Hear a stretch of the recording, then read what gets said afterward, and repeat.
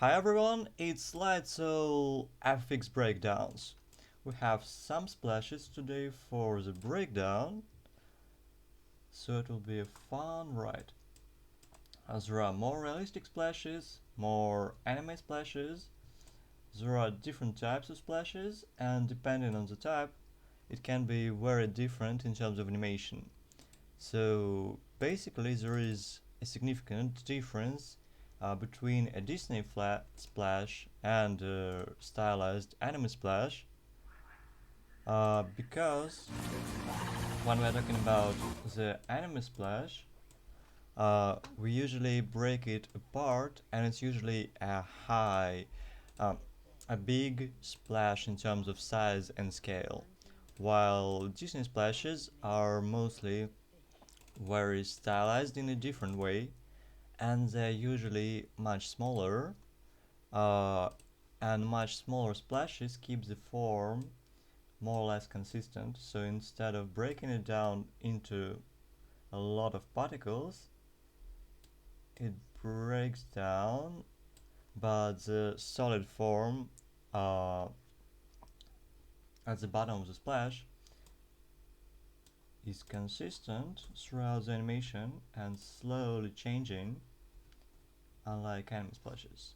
So we'll touch both upon this kind of splash, more stylized splashes, and all of that stuff. So I have some web animation references, some anime references, as well as some Disney references. So this one, is it good? It's great, but it's not fitting.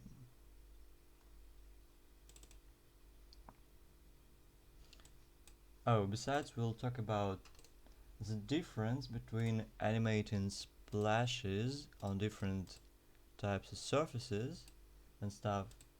So the splash animation can be quite complex because of the amount of details and scale, and the second thing is because there are certain ways and certain details that you must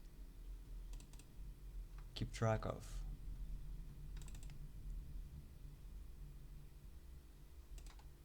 These references are good enough.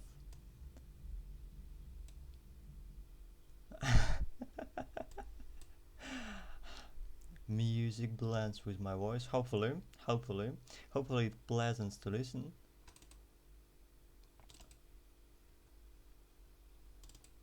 Yeah, I have this. Oh yeah, this explosion, underwater explosion, is very cool.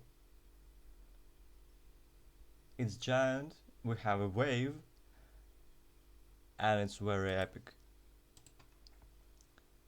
Then we have more down-to-earth stuff, like live action recordings of a splash, and you can see all the stages, and that's why it's very good. So we see how the object enters the water, how we get an air bubble in the water, and how that air bubble goes up, and that's why we get a secondary splash. And the same thing happens with the larger object. So we'll break down some of the physics of the splash as well.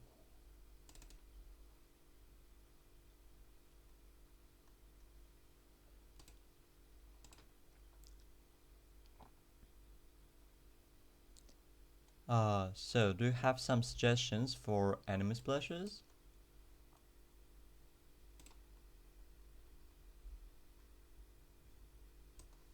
It's more about the waves.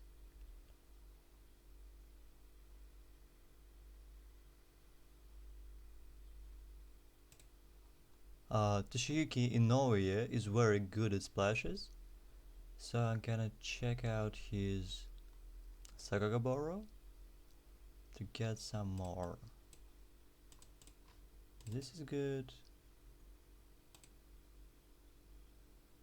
This is very good. This one is very good.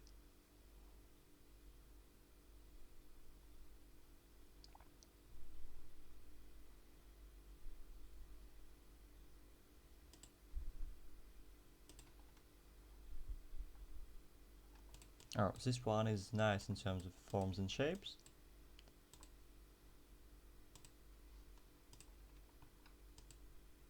One, two, three, yeah.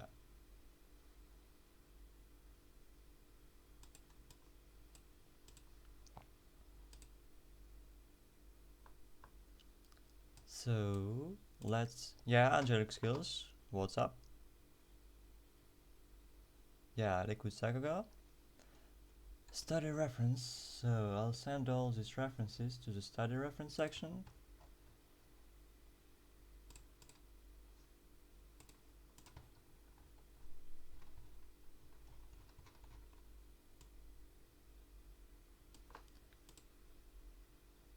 And we'll start. So first off,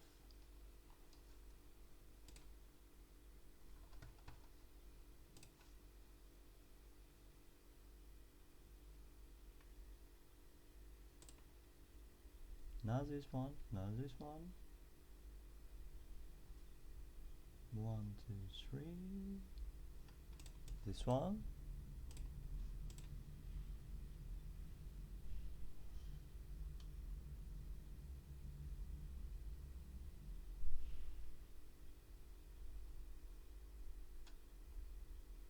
Then this one. This one.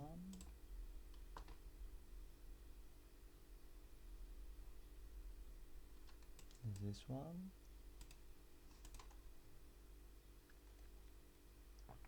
Next up. This one is good. This one is good. Yeah, I'll have to link the last one. Oh, outer stuff. Be sure to study the shapes and the forms. It's very good in terms of shapes and forms.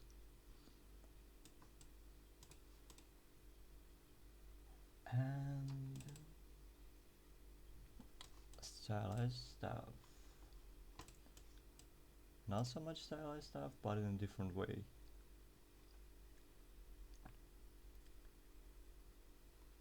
And this one. And that settles it for now at least. Yo Imamura. Let's... Oh, Arakawa and the bridge. Yeah, it's fun. It's fun. I've tried watching the show. It's like Monogatari and even less comprehensive and even more confusing. It's great and confusing at the same time. And that's the best and the worst thing I can say about it. It's fun and very confusing and very over the top in terms of comedy. To the frame 130. So let's start.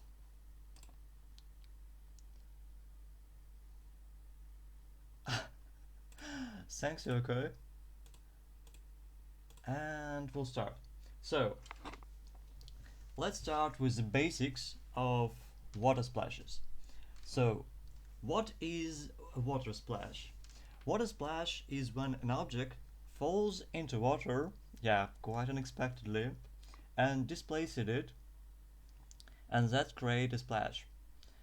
But the splash has two phases, so to speak. The first phase is a splash created by the object falling. So we have an object and it's falling into water. So when an object enters water, it displaces some of it and that creates a splash.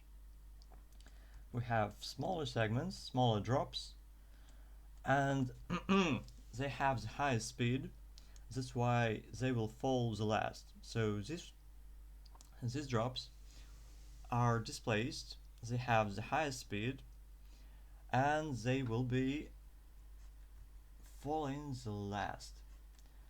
Then what happens, because the object doesn't just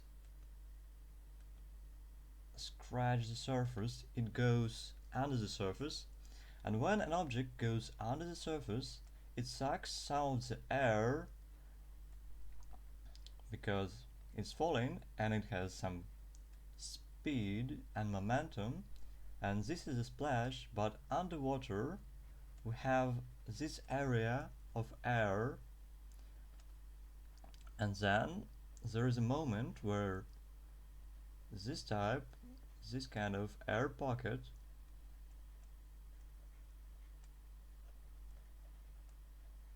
becomes a bubble and it starts going up. So this area of air is dragged by an object underwater, but then it slows down and starts going up. And when this pocket of air reaches the surface of the water again, so it goes up, it reaches the surface of the water, and then we get a secondary splash. So the secondary splash is caused by the air that was sucked by an object falling underwater and that gets to the surface of the water. So essentially that means that if this drop, or when this drop falls, it also creates a small pocket of air and then also creates a secondary splash, but a very small one, and that's why we don't usually have to animate it. You can watch a video about splashes and you can see that it breaks into smaller and smaller and smaller drops until it gets too small to notice. So it will get to this part, this scene will break down into drops, this scene will start going to the sides, then go into the sides more, and all of the splashes become ripples on the water. So the ripples on the water are caused by some of the splashes, especially the bigger ones. So we get to the sides, this scene starts falling, this drop starts falling earlier, then again we get to the sides, this drop falls, creates a splash, a mini splash, then we get a mini secondary splash, we get a drop, then this drop gets smaller, slows down, then this drop falls, it creates a mini splash, it creates a mini secondary splash, and so on.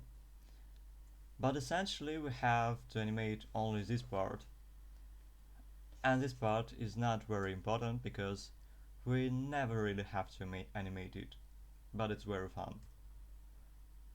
So let's watch this process on this reference. So we have a drop that falls with acceleration,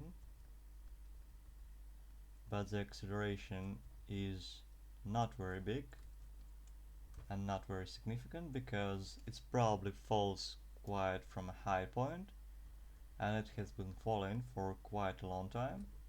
And now we have a contact and we have a splash. So contact, splash. We probably have this kind of shape, and we have an air pocket underwater. Then the splash expands, and as you can see, the moment of the contact has the biggest spacing. So the difference between this form and this form is huge, but the difference between this form and the next one is not very big. So the point is that we start very large, then decelerate, and decelerate even more in terms of form and in terms of change. And then we accelerate down. So we decelerate to the top and accelerate on the way down when the splash falls down. So let's look at that. We have this kind of forms, and we have an air pocket that gets larger and larger, but it also slows down, as you can see. So we've got an air pocket slowing down, it expands slowly, and then it starts going up. So the air pocket expanding, it slows down, and slowly starts going up. So you almost see the wave coming and going through this air bubble, and then it's sucked. You see, the form gets sucked. So it was like this, then it goes like this,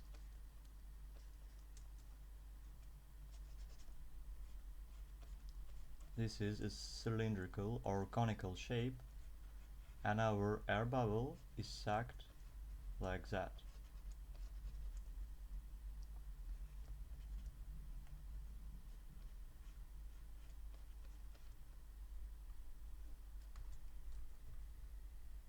And then this shape gets sucked, and it creates a secondary splash. So it gets sucked and gets sucked. Then we've got this kind of shape and this kind of shape. This shape goes up,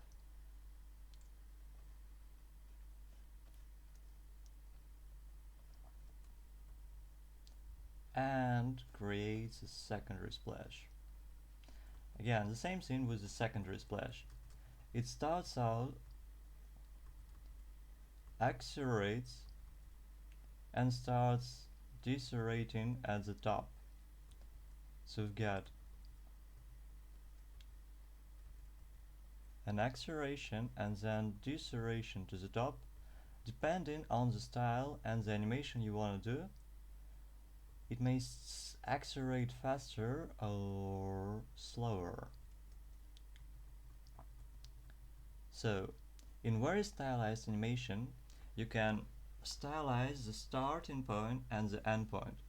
For example, you give more frames to the build-up of the secondary splash and more frames to the highest point of the secondary splash, and stylize this part.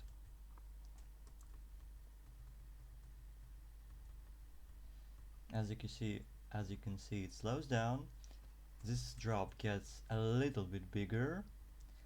Then, as you can see, everything else starts falling down, while the biggest drop at the top keeps slowing down.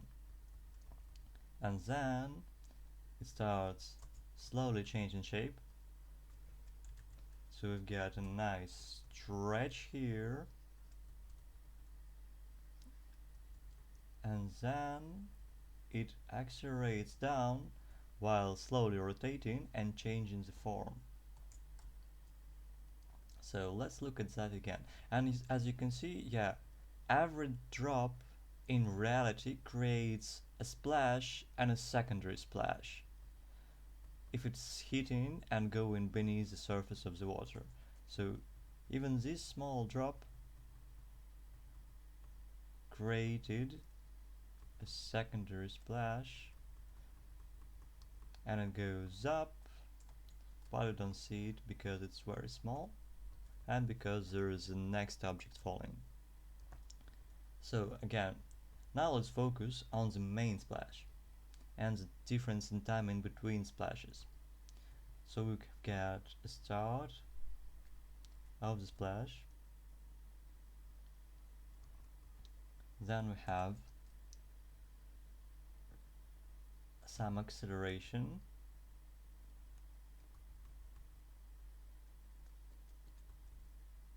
and then it goes to the sides. So the spacing is basically start faster, decelerate to the top in terms of forms, and then top point, start or contact,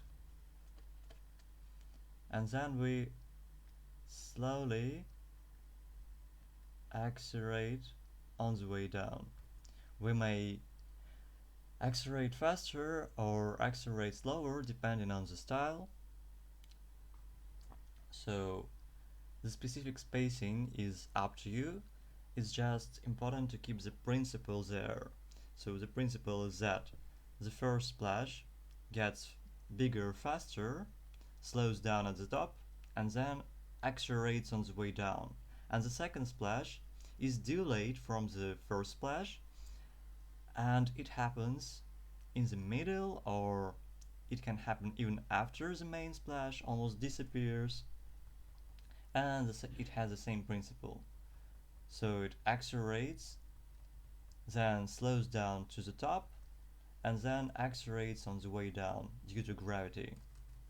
So as you can see here, the splash that was created initially is smaller comparatively than the splash that was created by the air pocket.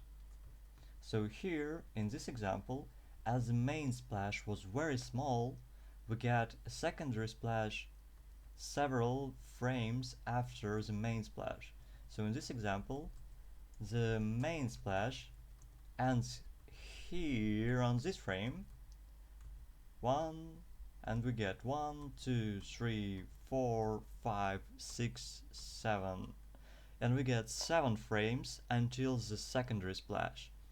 This might not always be the case, and this timing depends on the splash, on the size, and how close the air bubble is to the surface. So the closer the air bubble is to the surface, the faster we can get the secondary splash. So you can experiment with this timing. The important thing is to have this delay. So the first splash happens first, and the secondary splash happens after the main splash.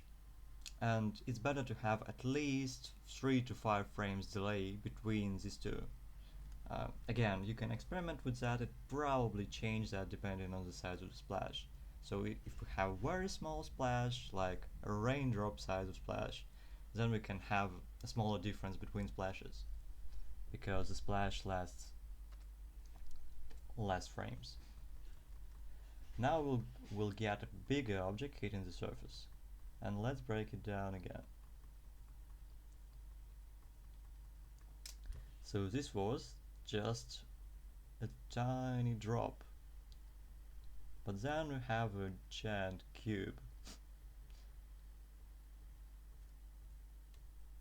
Again, here we don't get a splash until the second frame, until it really hits the surface, and we start getting a splash. And we can already see some of the air bubbles. As the object is bigger, we get smaller bubbles as well as the main bubble. Again, we've got some drops going in all directions. We've got a splash and it starts accelerating a bit, increasing its form, and then it will start decelerating. Take a close look at the shapes and an interesting overall silhouette. We can stylize it to make it even more visible and interesting. So we've got this kind of shapes, and this shape is in front of us, and there is a shape behind it. you can see very clearly the air pocket, the giant air pocket that the object has created. And it's very important because all of this volume is air, so the water has no place to go other than splash to the sides, because we've displaced all this water, and now all this displaced water goes to the sides.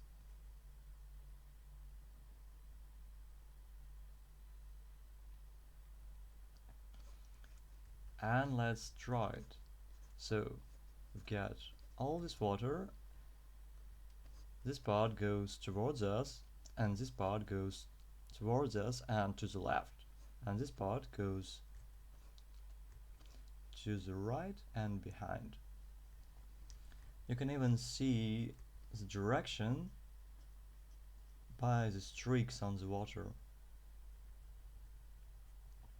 And again, if we want to add some more details, we can use these shapes, these nice bubble shapes, and they can even show us the direction of the splash and of the object falling into the water.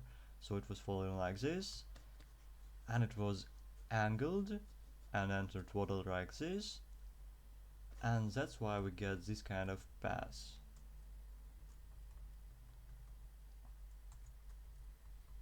Again, we started out smaller, then we accelerate and decelerate to the top. So we get slower and slower. You see some of the drops breaking apart from the main body of water or from the main splash, and keep track of the forms as they don't go and do this very often. It goes like this, then it goes like that, and then it goes like that again.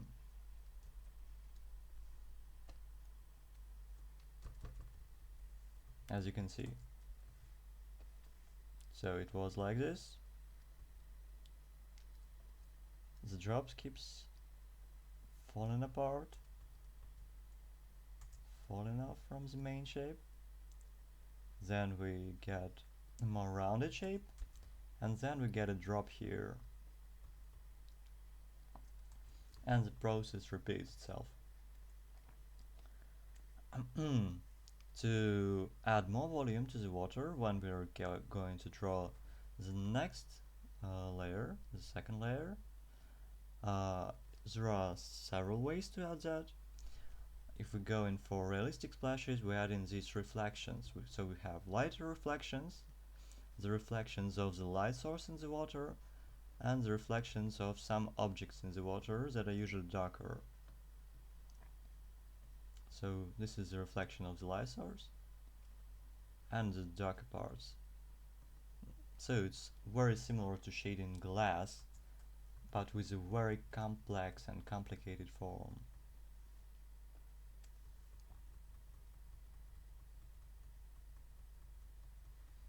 And you can see that in reality the water is always flowing, even when it goes like this. We see the flow of the water frame to frame. And it accelerates on the way down. In reality, acceleration is not that noticeable, but in animation we of course exaggerate it quite a lot.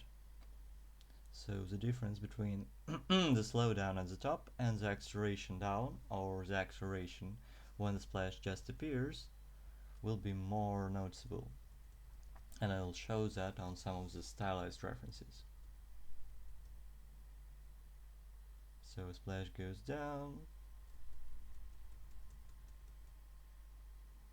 and we get a secondary splash, and it has a very interesting shape and a very interesting flow, because we can't get this kind of clean shape and clean secondary splash because there are ice cubes that are preventing air from going up this way, so it goes to the side where there is no ice cube, and that's why we get this kind of shape. So we get a secondary splash, but because there is an object preventing it from going straight up, we get a secondary splash to the sides, and it feels more like the wave.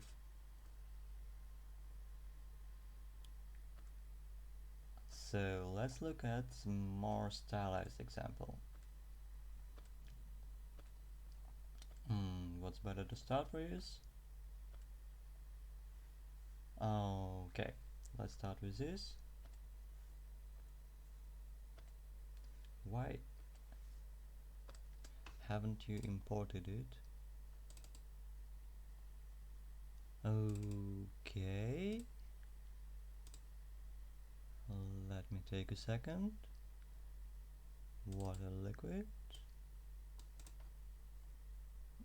Yeah, it's from Blake and Wood, and we've got to find where is the remaining frames. Heck. Ah, here it is. Fuck. Okay. Next try.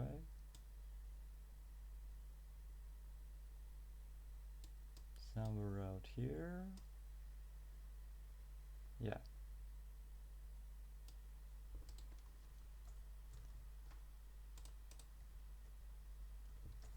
And go. So this is a more realistic splash animation when it will load.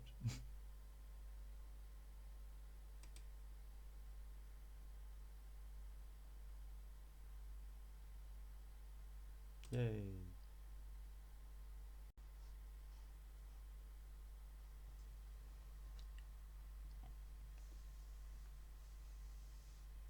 So the same principle. The object enters the water. We've got a splash. It starts quite fast, then decelerates on the way up. All the sides, then it goes to the sides, and then we've got a secondary splash. So let's look at that frame by frame.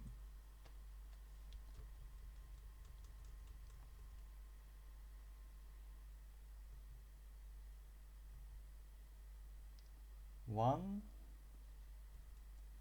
two,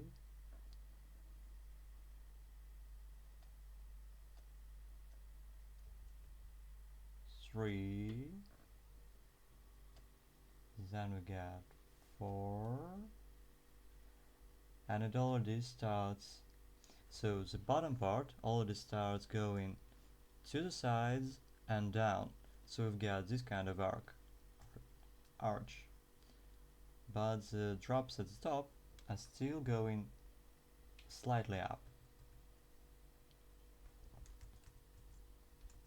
Get 1, 2, like this, like this, like that.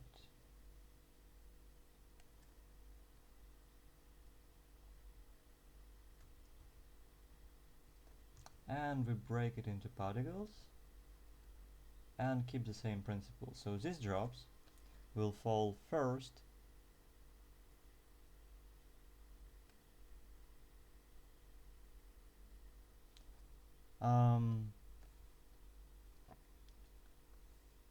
you mean the splash?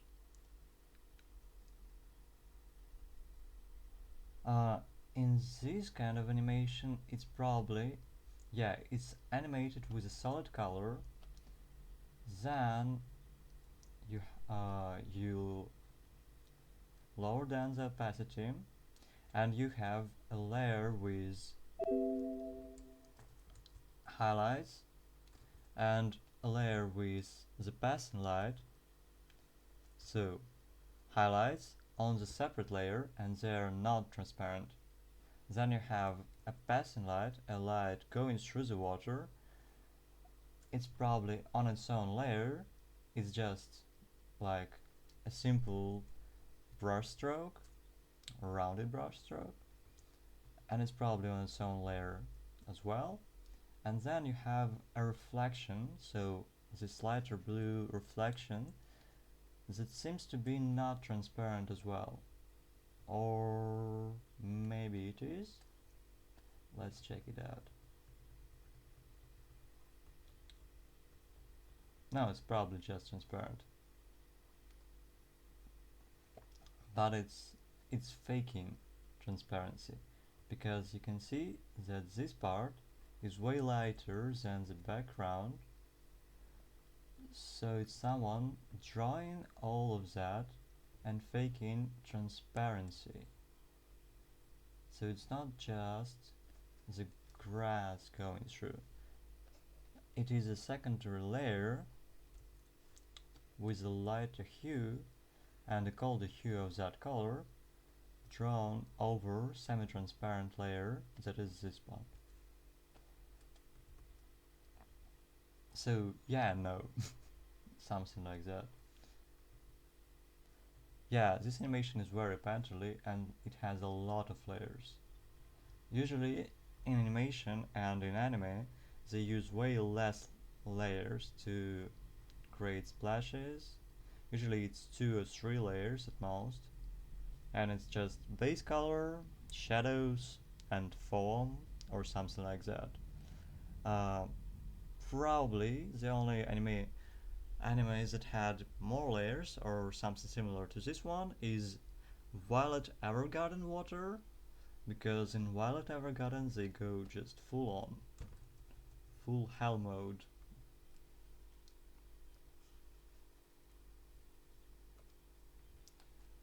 So slow down to the top, start going down, break it into particles, and the particle accelerate down. These particles fall first, these particles fall last. And as you can see, the main splash has already became just a bunch of particles, and then we get a secondary splash.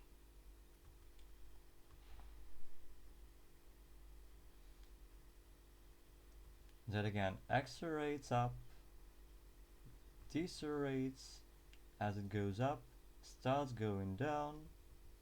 Some particles continue their movement, so this particle are still going up, while all of these parts are already going down.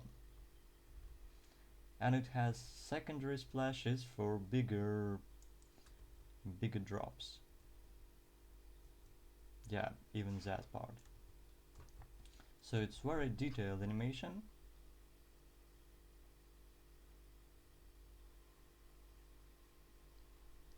And you can see how it goes. So again, the principle is there, the shapes are quite interesting, and that's the most important part. We get a delay of how many frames? So it appears in this frame, 1, 2, 1, 2, 3, 4, 5, 6, 7.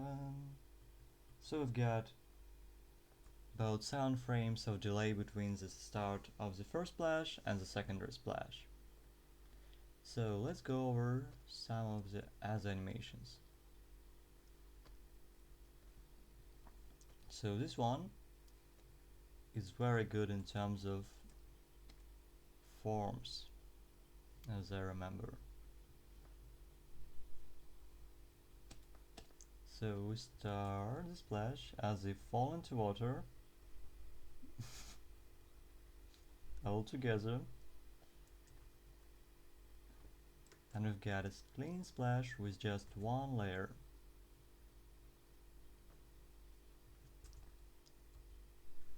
Then we add the second layer, and again the difference in terms of form is huge. And then we start slowing down, breaking some forms apart, turning them into particles and smaller drops, and go into the side. So As you can see, the splash, when it happens, it is small and all the stuff, and then it expands to the sides, and in terms of motion it goes like an arch. So this part goes towards the camera, and this ellipse at the bottom is also expanding and going towards the camera, to the sides, and so on. So it's very important to keep the perspective on this ellipse at the bottom consistent, otherwise your splashes will float in space instead of sitting on the water. So this part goes to the side, expanding and down, and we've got an arch. So we can trace all the movement of this part.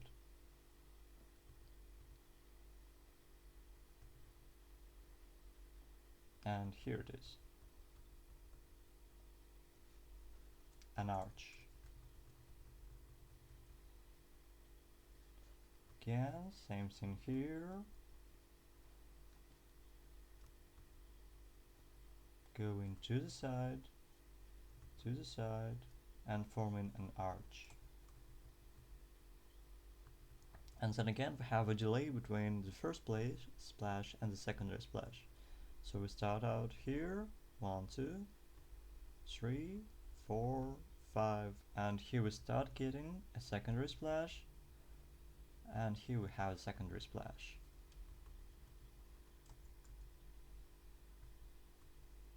And don't forget about ripples. Ripples are very nice to show that there's something, there is a water around it, so it's just not something secluded and disjointed from all the other parts of the water.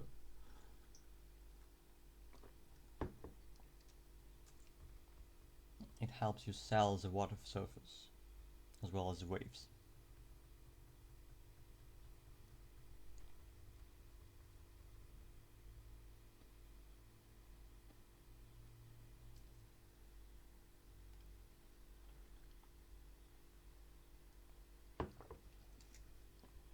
Okay, so again, let's break down some of the more complex examples. This is a very complex shape and a very complex splash. One of the reasons is that it's animated from start to end, and we keep track of all the particles falling down. We don't have splashes and secondary splashes for all of the particles, but at least we track all of them, and it's very detailed. Another thing to keep attention on, keep an eye for, is the part where he sticks the water out, oh god, the head out of the water, not the other way around. So,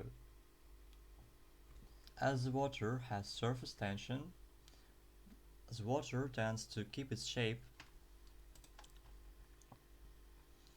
So, when you pour the water, it tries to keep its shape. So it only breaks into particles where there is sufficient force that is applied to it. That's why the water doesn't go like this, because it doesn't keep the shape that way. But it goes like that, it breaks into two particles, it goes like this, and so on. And again, the water keeps its shape until enough force is applied to start forming a splash and break the foam apart. So it keeps its shape until enough force is applied and he bursts out of the water, and we get a splash. Splash goes to the sides, again expanding and accelerating on the way down due to the gravity. And we get all these great nice details to show the size of the splash, because depending on the size of the splash we'll get either water drops or foam or like almost vapor. So when the splash is huge, the water gets and turns into very very small particles, so almost like vapor.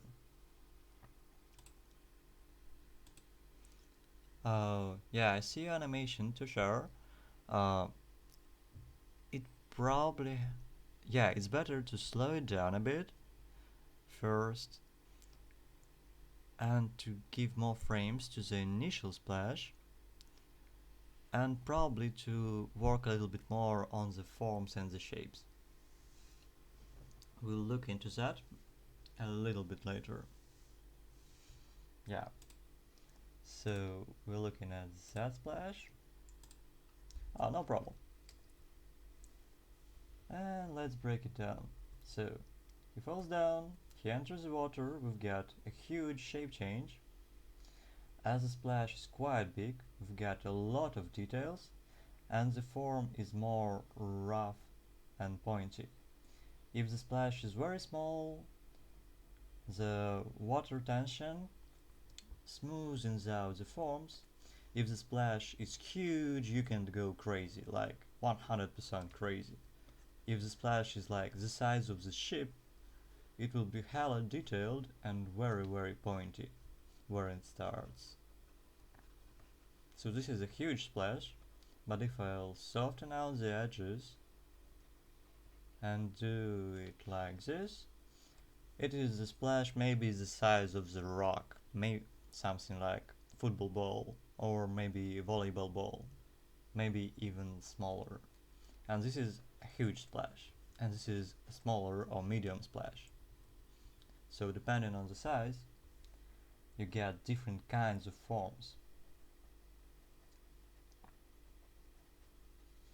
Again, you see that it slows down,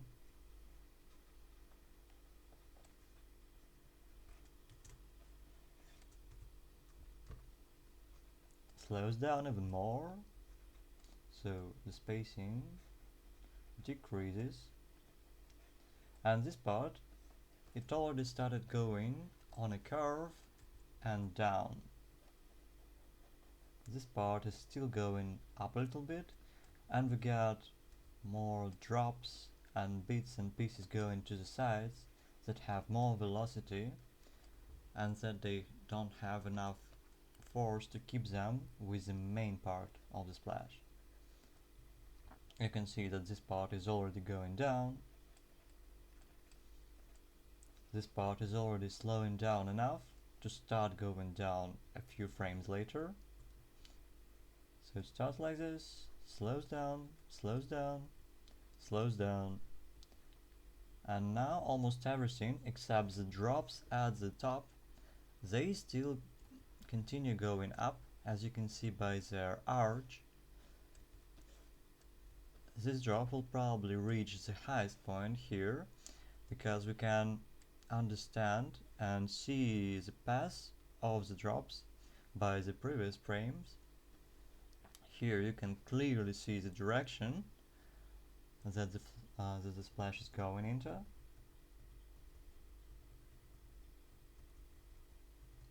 So we decelerate on the way up, break it into smaller drops and smaller areas of water, and start going down. Going down, acceleration, you can see that we accelerate down.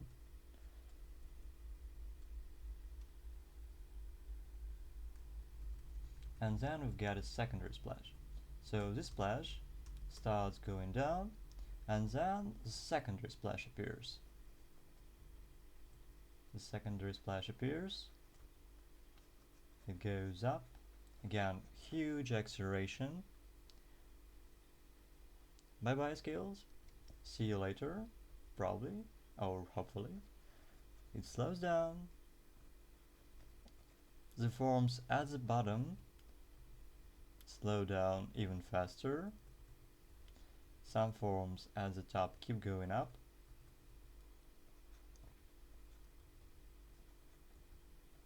You see that it starts going down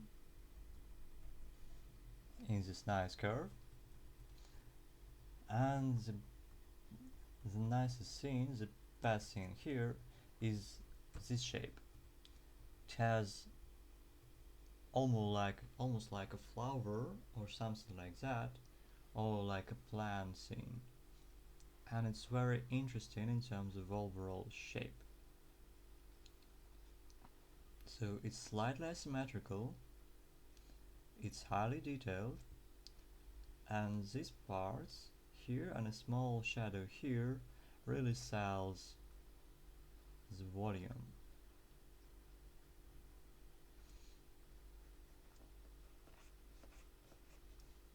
And as the scenes have these nice curves, you can see that it has some perspective on it. So it's not just an abstract splash, it's a splash that happens in space.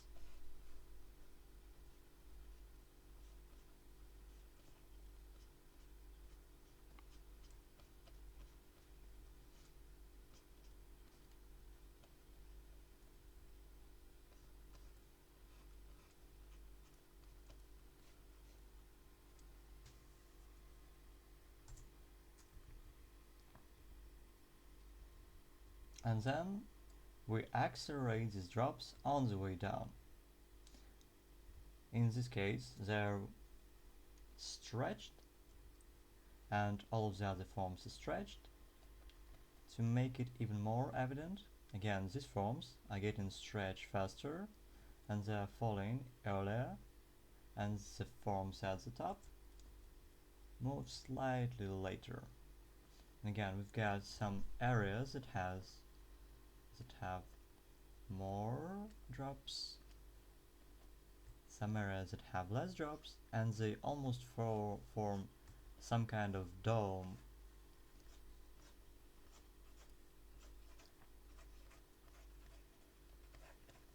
So it's a three-dimensional form.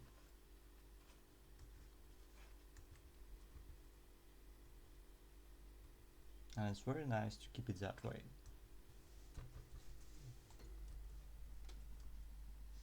And as you can see, he plays and stylizes it even more, so the last drops are going like rain. Oh, see you, Asperon wins.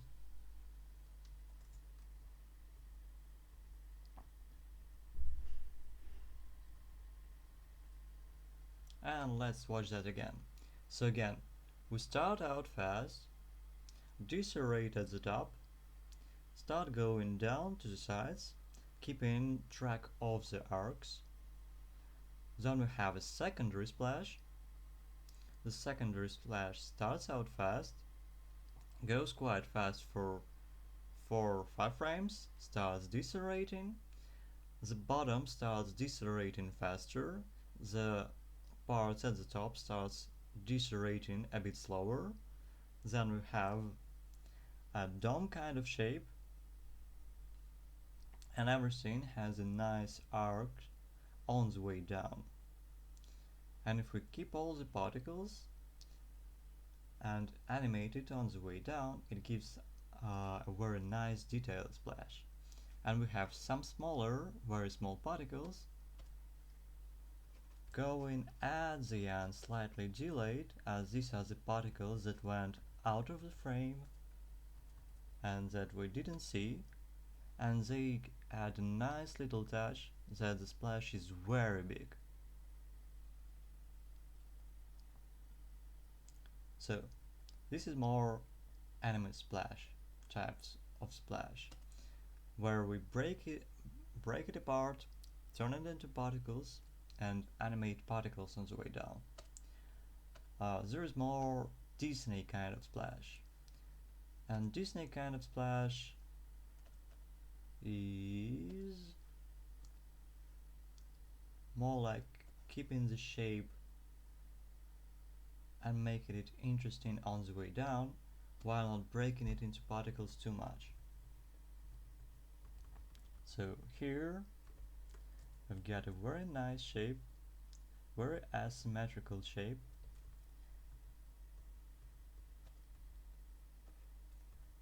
It slows down to the top and then starts slowing down while expanding with some acceleration and while keeping the shape consistent.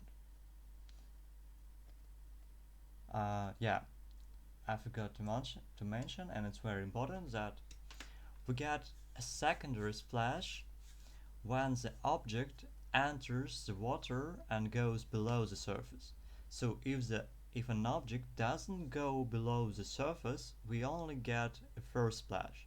So for example, if you're throwing a rock and it's sliding across the water, or it's hopping on the water, not entering the water, you'll get a first splash, but you won't get a secondary splash because there are no air bubbles going under the surface because the object doesn't sink. So if the object doesn't go below the surface of the water, you won't get a secondary splash. That's why you won't probably get a secondary splash on a wet, shallow surface. So for example, if it's a slightly wet ground or asphalt, and there is a rock or raindrop falling there, you won't probably see a secondary splash. Same thing here. As he just moves his arm from under the surface of the water, you won't get a secondary splash because of the movement of his arm, because nothing goes underwater, it goes the other way around.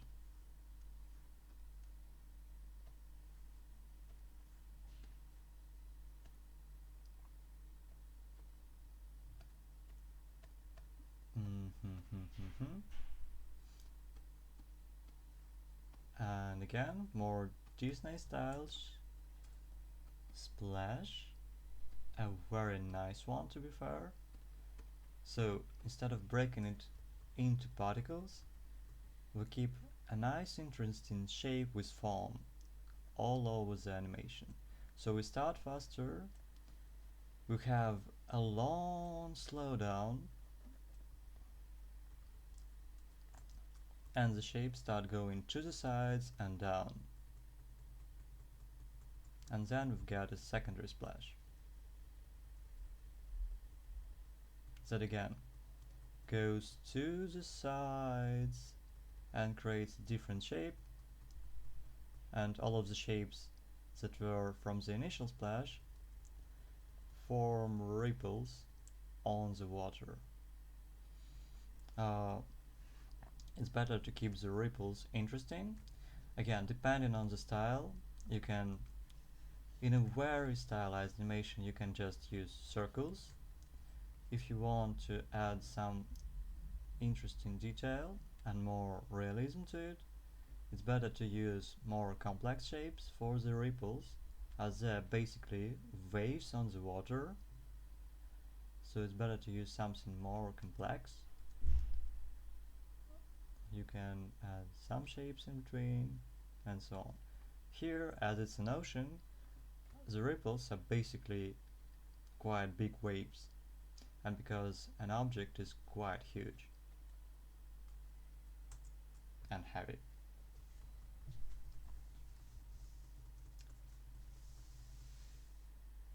A good stylized animation example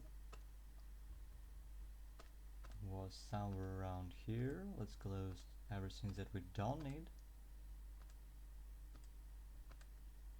and find it. It was somewhere over here. Yeah, something like this. So this is another example of a splash where we keep the shape consistent rather than breaking it into particles. So again, the object starts falling and accelerating. We've got the beginning of the splash, It starts accelerating, slowing down on its way up. It slows down, slows down, slows down, starts accelerating down. So acceleration, acceleration,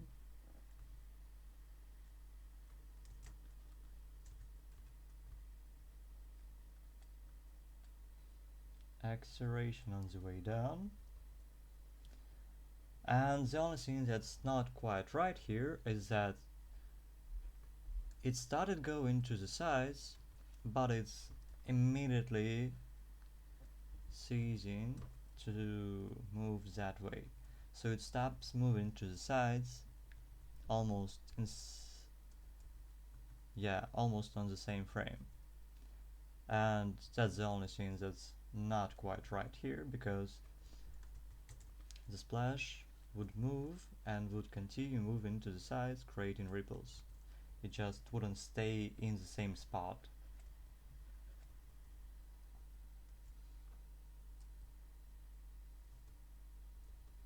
Again, first we've got the initial splash that goes for 1, 2, 3, 4, 5, 6, 7, 8, 9, 10, 11, 12, 13, 14, 15, 16, 17. So 16 frames on once. Then get a secondary splash. It accelerates, slows down at the top, slows down. First the bottom part starts falling down, and then the top part. And it accelerates on the way down. And that's it. So we've covered two types of splashes, and these are the most, how to say it, the most prominent, mostly used in TV, movies, and anime. There are magical splashes and very stylized splash animation when we can stylize the motion and not just the forms even more, and it doesn't have to confine to physics, but that's another topic in a sense, because in this kind of animation it's more about the shapes and the sense of it. So I had one example from Samurai Jack where he enters the water, we've got a splash, and it just stays at the top with drops, flying in space essentially, instead of going down. Let me find it. If I remember correctly, it was there. If it's not, then okay.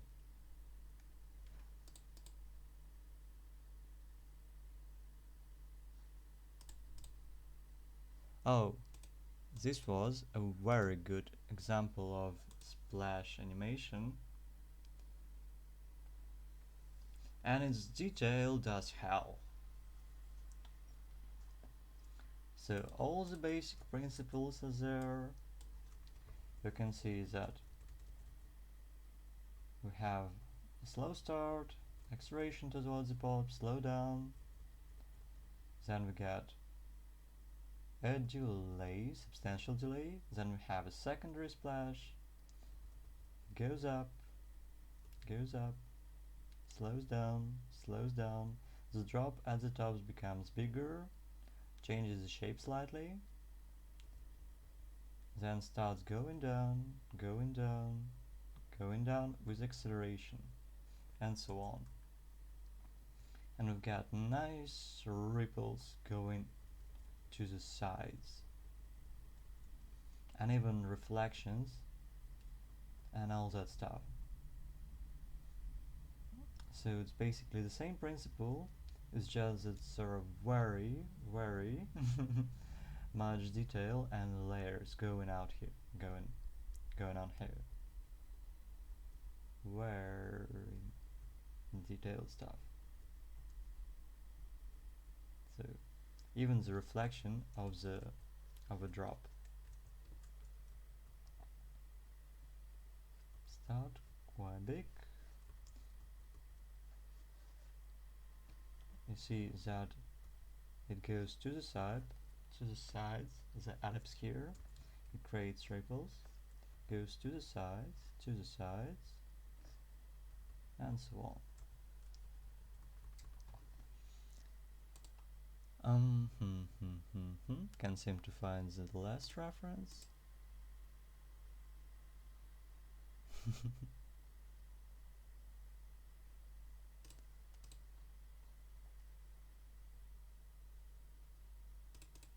Samurai Jack, where are you?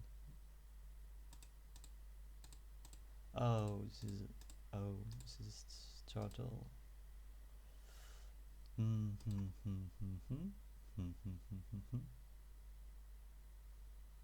Now seems like I can't find this particular reference.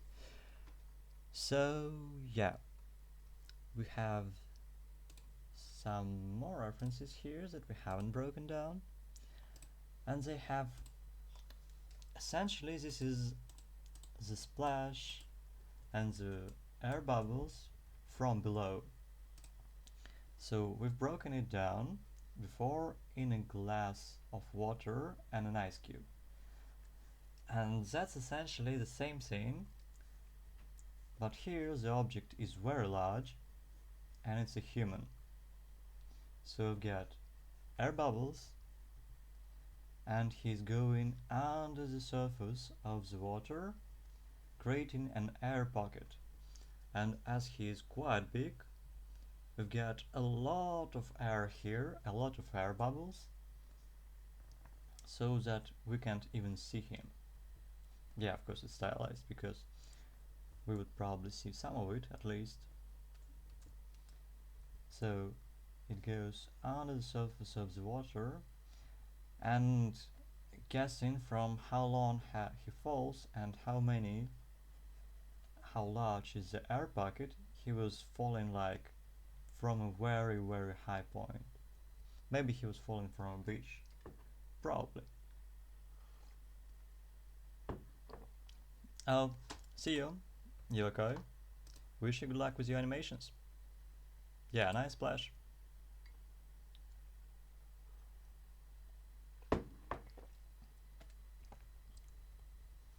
And the only thing that's a bit confusing is that all of the air goes down, while essentially this air should go up because it's air in the water, and air is obviously lighter than the water, so essentially it should be going down, but for the sake of this scene it seems that they're making it go down for a longer time. So we should have more air going up than we should have more than going down here, at least. So let's take another scene. I'm searching for the scene in Avatar Korra where she falls in the water and there are a lot of explosions underwater. I forgot about this scene. I gotta post it in study references. It's from Violet and it is amazing.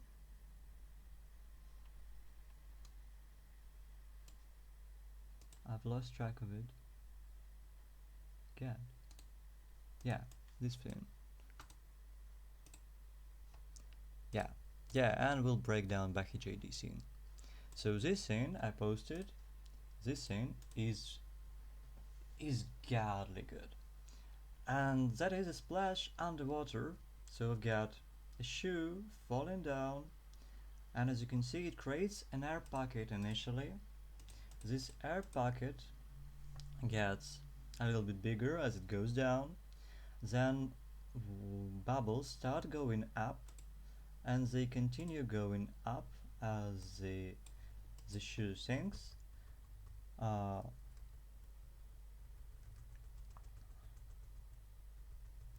So let's start. So just starting out some of it,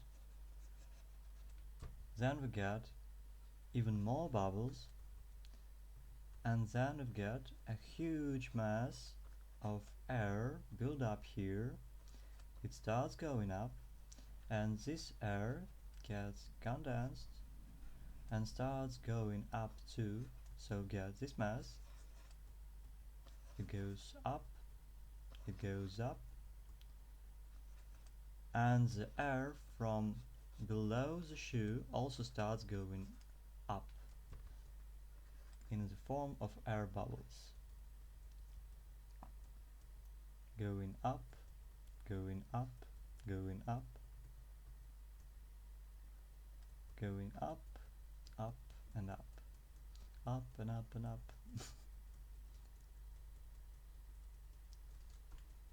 And there is a scene in Korra that also helps to understand what essentially happens there, and it's very good in doing so.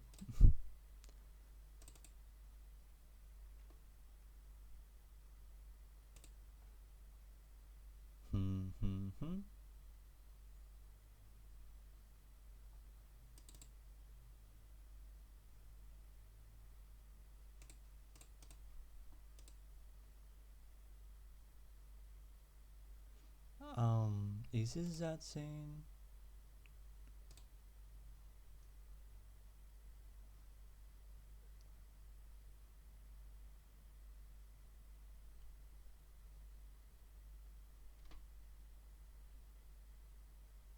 Yeah, it's more for the water explosions part. Air going up. When she goes down, there is an after splash.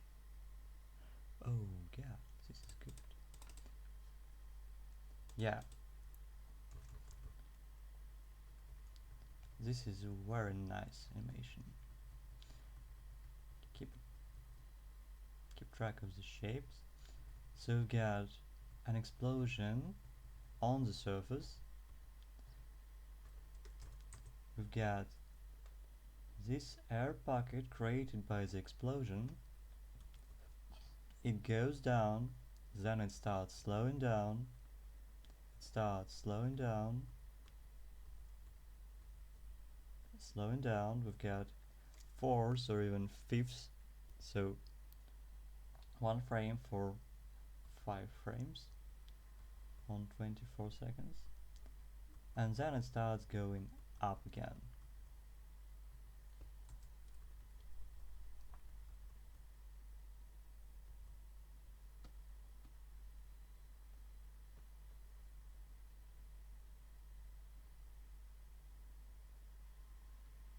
And this is a huge splash.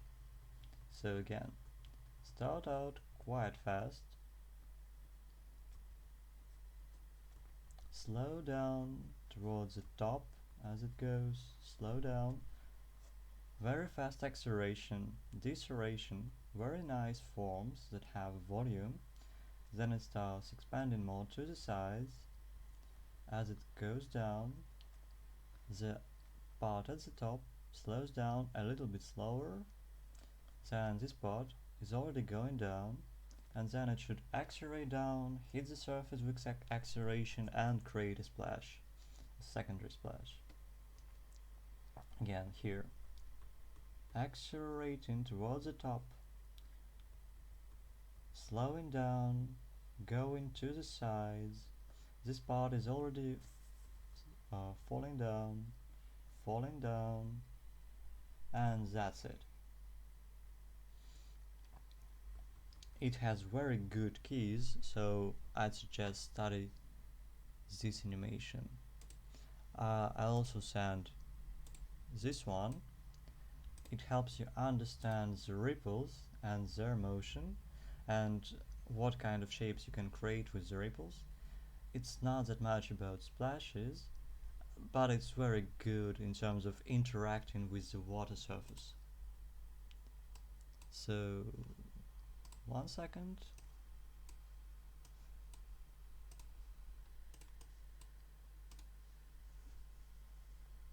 And then we have a Bahi JD animation. Bahi JD. We'll close all of that, and we have a Bahi JD animation. Not this one, this one.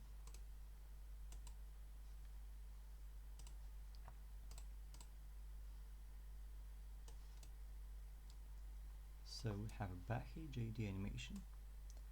Let's see where we get splashes. Yeah, this is a nice splash here. And a nice water surface and some splashes here.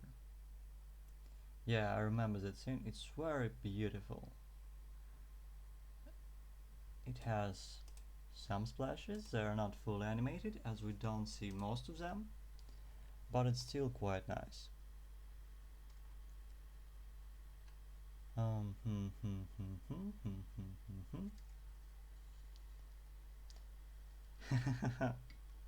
Yeah, Bahi started out on some forums, as I remember, and then he got recognized, and he grinds quite well. I like his works, and especially his work on Space Dandy. Yeah, and his work on Pokemon is quite good as well. But his Space Dandy stuff is just the whole show is just a hell of a ride.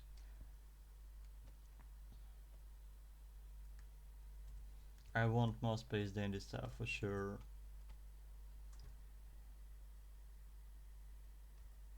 So again, the same principle. The water tries to keep its form, but then the force pushes the water to the sides.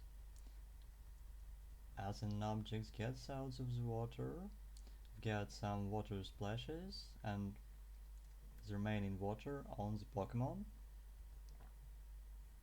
High angelic skills.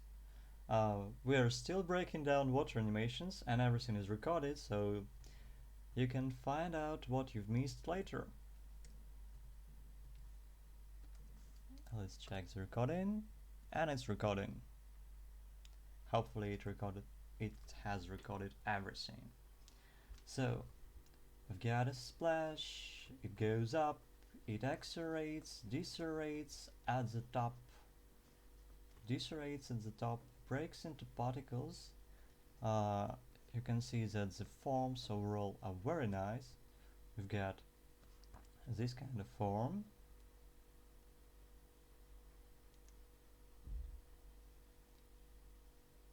with smaller drops on the sides, some holes in it to make it more interesting. It's asymmetrical. We've got some drops breaking apart from the main form, adding some nice variety.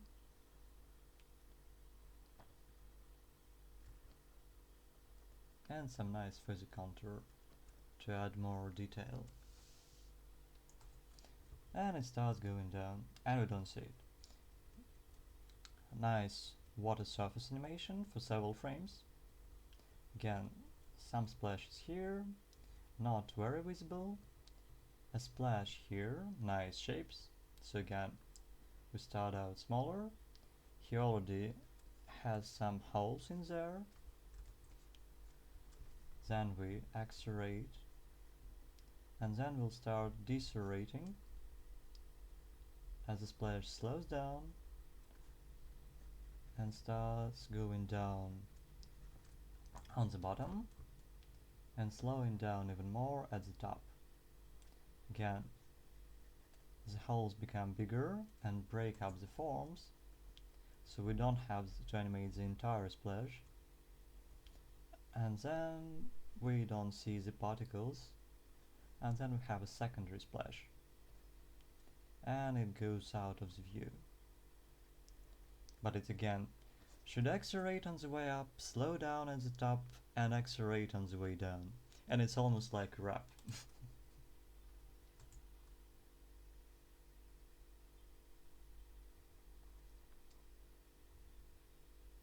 Can we do debris? I don't know if we can do debris today, but we can do debris on the Christmas. Oh god, New Year stream. I will be streaming on the New Year, so from from the 31st to the 1st January.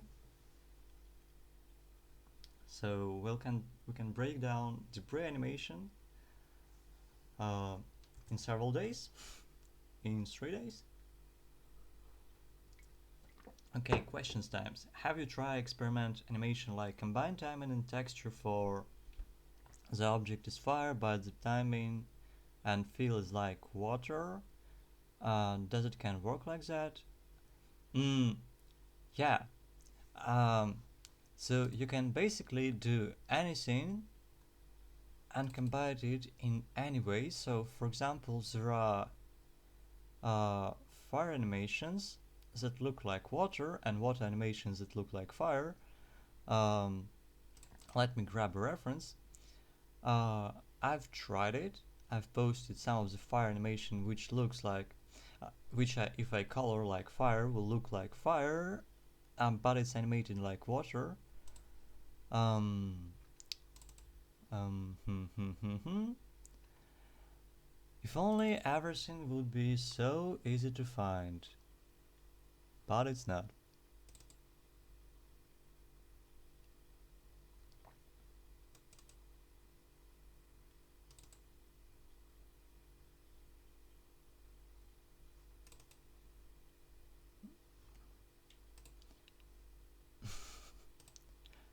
Okay, it's easier for me to find the reference than the actual animation.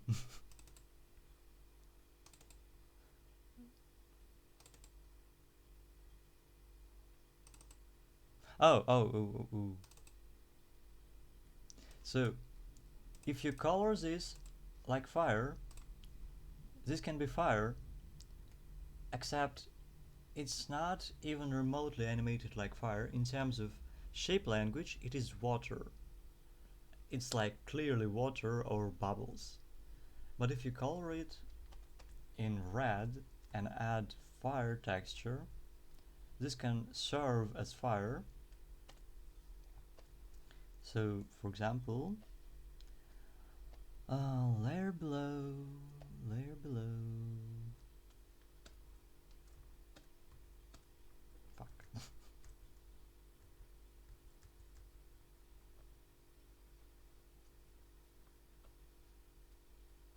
Mm-hmm. Let's try. Um, yes. Finished. Finished. Finished. 1, 2, 3, 4, 5, 6, 7.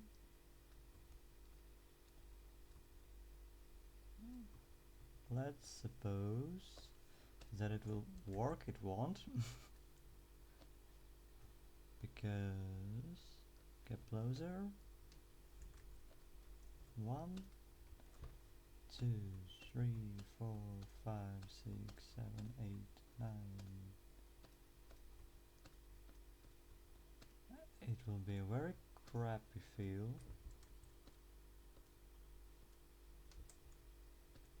But bear with me.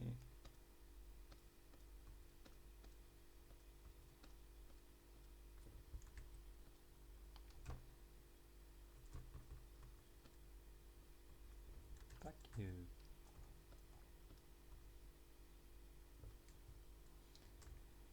So, let's suppose I turn the background to black.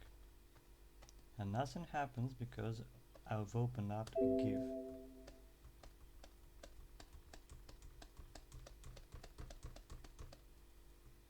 Okay, let's suppose we get this. And it's the crappiest animation ever. Then I go to effects, add some effects. Color adjust. Let's adjust brightness, saturation, angle.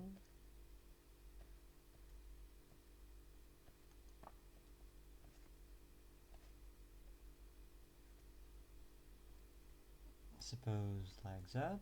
Add some glow, a lot of glow, because it's a very crappy feel. Lots of glow, make it even brighter. Brighter, I said. Mm-hmm.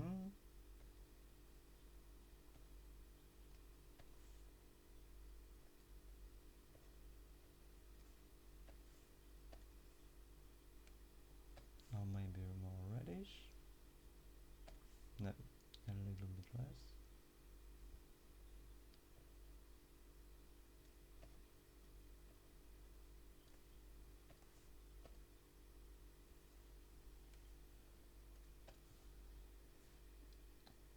Dun, dun, dun.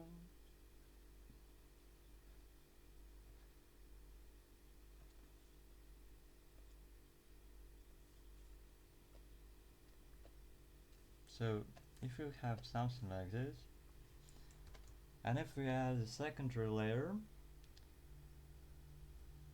which should be bright yellow or bright white, and if we add more of that fire shape language,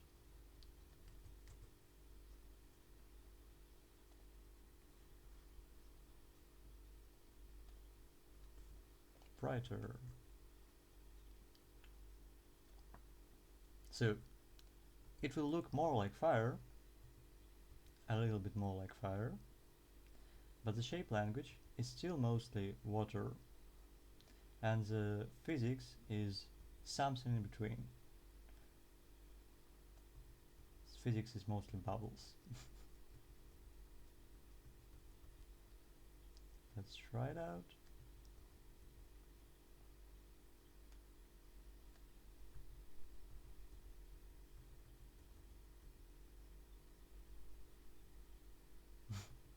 Yeah, it's quite easy to edit effects in TV Paint.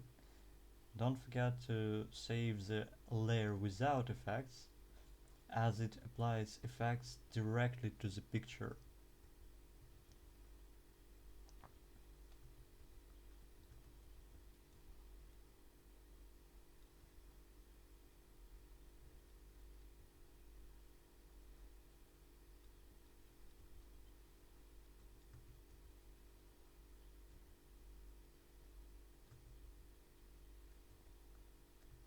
You'll get a very crappy animation, as I'm don't even using, not even using.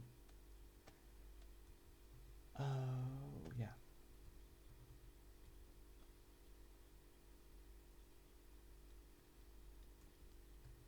Okay, let's suppose we have something like this. Is it fire? Is it water? Is it something in between? Nobody knows.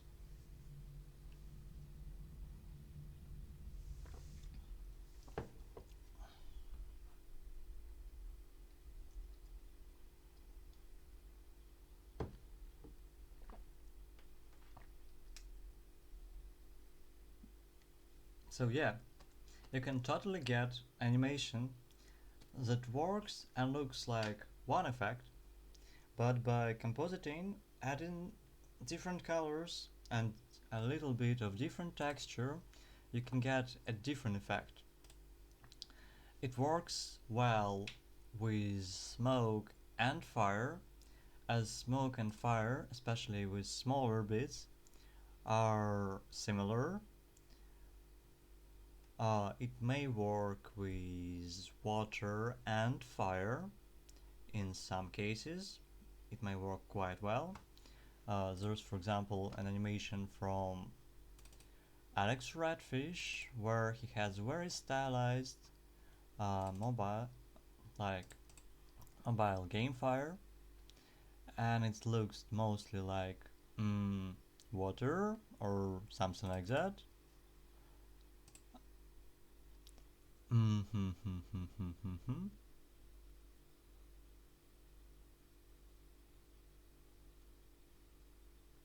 Yeah, touch animations. And the last one and the second one is fire, but like bubbles. The first one is something in between, and the third is more like fire, but very, very, very, very simple fire. So yeah, you can experiment with that. It depends what you want to do and how you want to do it. I'll post this reference to the study reference section. And that's it. I also have another fire animation that is very stylized, and it's fire but it's not fire. Yeah, green fire. Yeah, so it's fire but very rounded fire. So yeah, depending on the shape languages you use, you can mismatch, mash and match different types of effects. Oh, I know that reference. Their fire stuff, fire punches are quite good. It's nice to have and study it like physics scene, um, and stylize the shapes and keep it longer. So, okay, we finished with that one. This one is just very, very impressive. Hi Chaz, nice attempt. Again, I would probably make the first splash a little bit longer and slow down. Oh, I know it. I know what we should do next. So, guys, if you've finished your animations, I can go through and give you feedback. So I see one animation from Tushar, I have animation from Yevakoi, I have animation from Chaz, and if you have any other animations that you did, I can break it down as well. So Chaz, Yevakoi, and Tushar, and we'll get through all of them because it's just 3 of them and that's nice. So Tushar,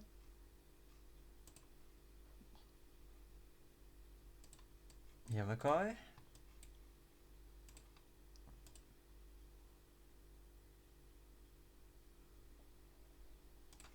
and Chaz.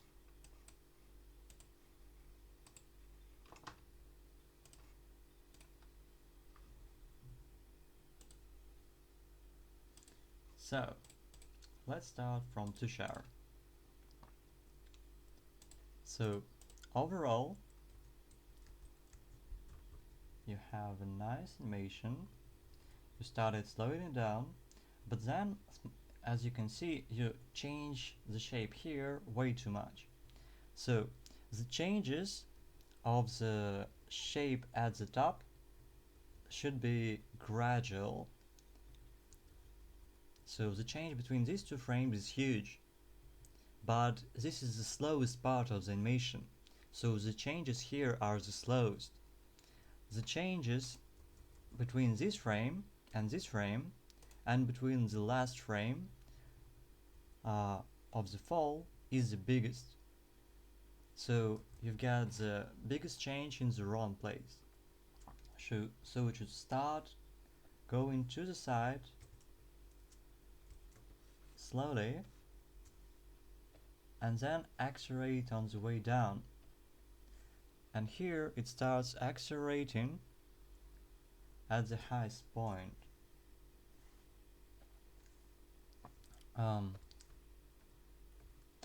Let me F4 all of this so I can draw over.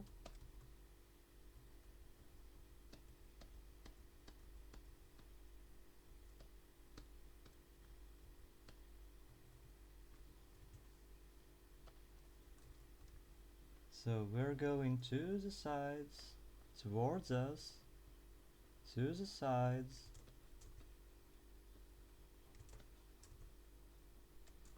Then we're going to the sides and towards us with acceleration.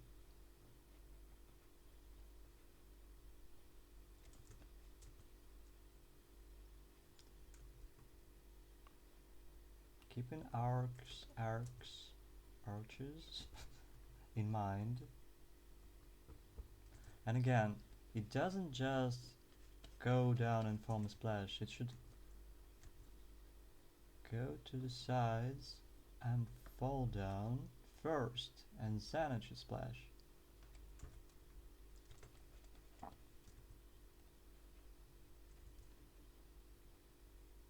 I didn't expect to, but I guess it will be better to learn that way because you have some kind of feedback.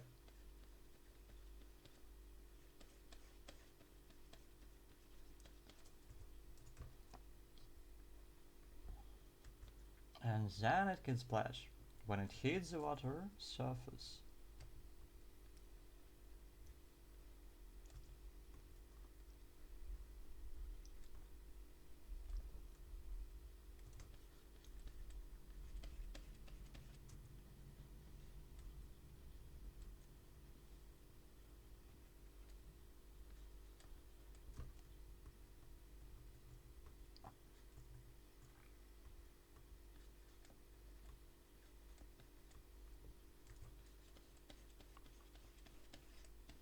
Yeah, it can create a secondary splash at the bottom.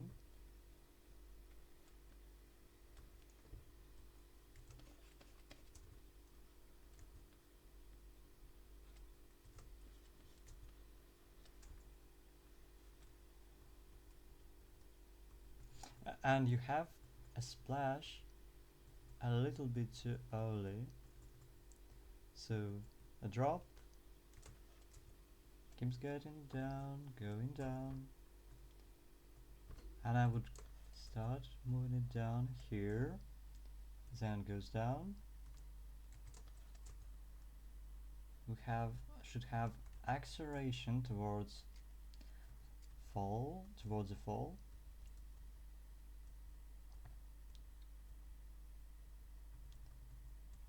And again, if you want to have a secondary splash here,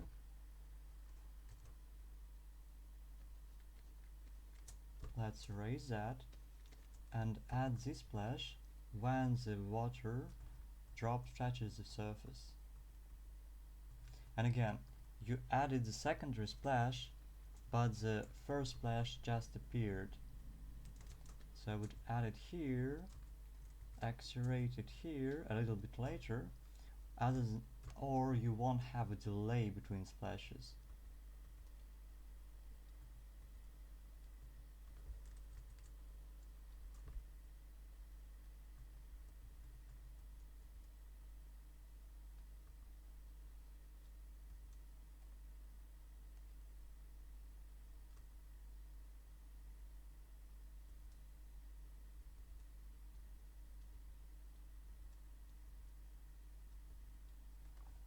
Let's look at that.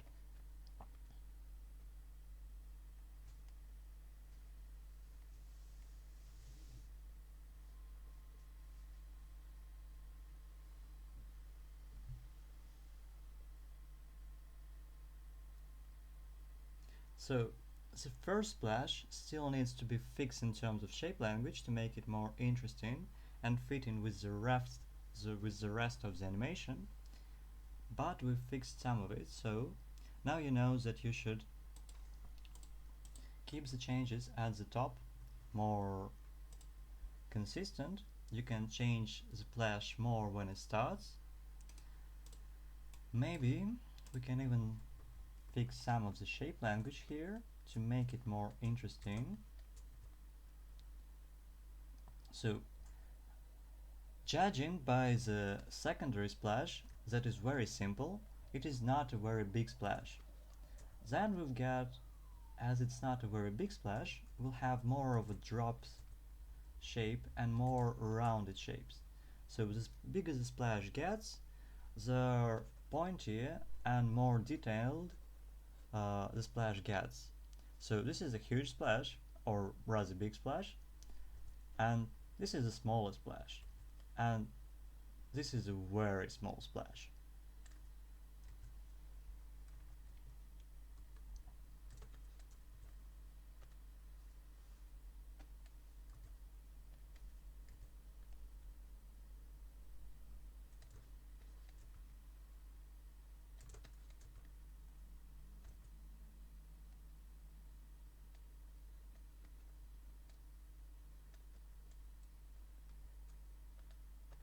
Damn, some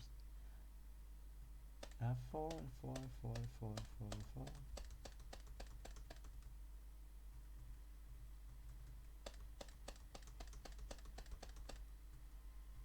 Oh yeah, that's way better. I still don't see half of it, but at least I can see some of it.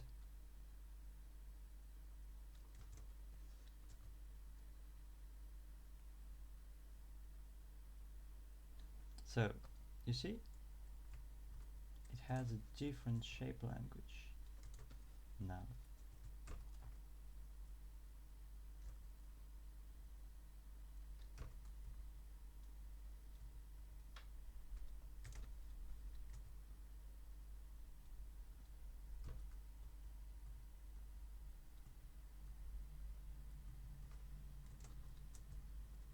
And don't forget that the splash has volume, and it's a three-dimensional shape, so it has some kind of ellipse or circle or more complex shape on the bottom, and it has volume, and it goes to the sides. So the ellipse at the bottom increases in size, it gets bigger.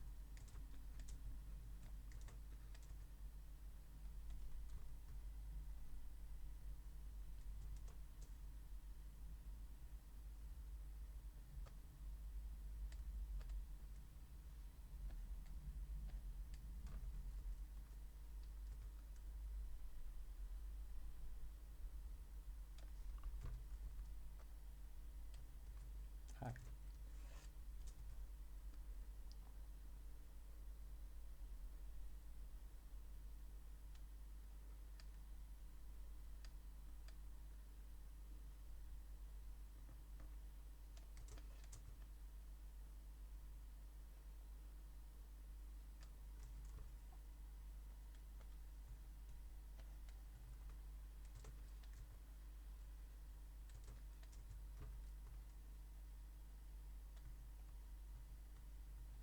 And then you see I started moving it down, especially with these forms, and then you should keep a nice arch for all of the elements.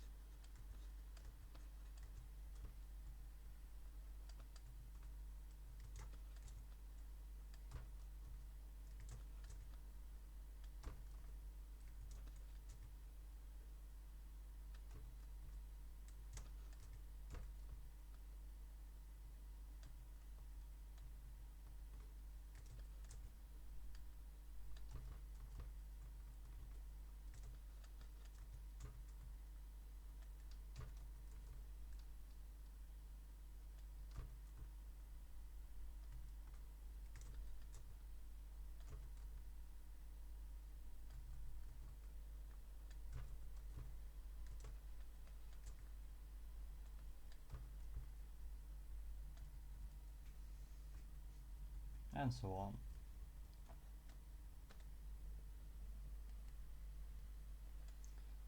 Of course I didn't fix the last frames, so that's up to you, and you can play even more with these shapes.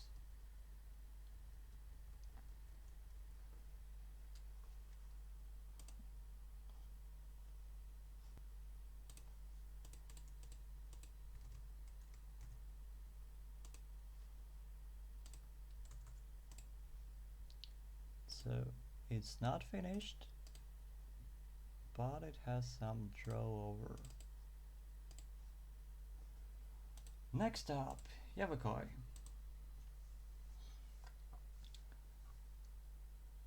very nice splash. Uh, Probably the only thing here is that everything disappears too quickly on the first splash, and we don't have some of the scenes on the secondary splash. So let's break it down. So it goes down, goes down, goes down, goes down. It shouldn't decelerate before it hits the water surface. Not so much. I would drop this frame and go straight to this frame because it was quite fast, so it makes no sense to decelerate it this much when it didn't even enter, or it haven't even entered the water surface.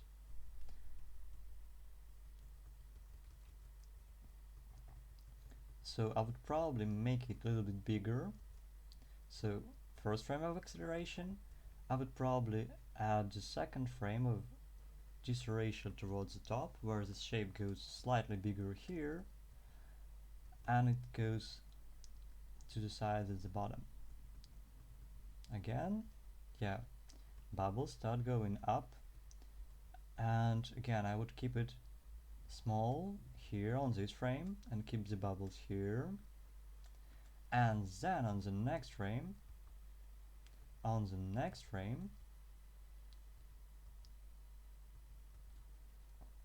I would start going it higher, moving it higher, and create a secondary splash. Again, this mass should go up, and it suddenly goes down. It goes down too fast. It should go up for several frames. You see, this frame, this part, it goes up, but this part, it has more momentum, so it should continue going up and slowing down towards the top instead of falling faster than the bottom part. So it should still go up,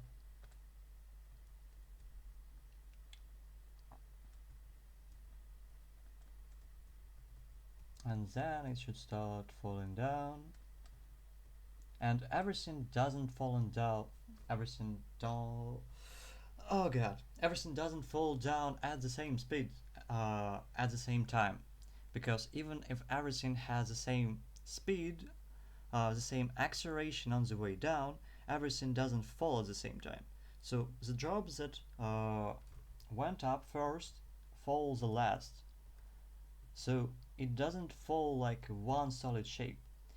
It falls like this goes down first, this goes down second, this goes down third, this goes down last. So it's like this. So if you'll fix that, everything should work better.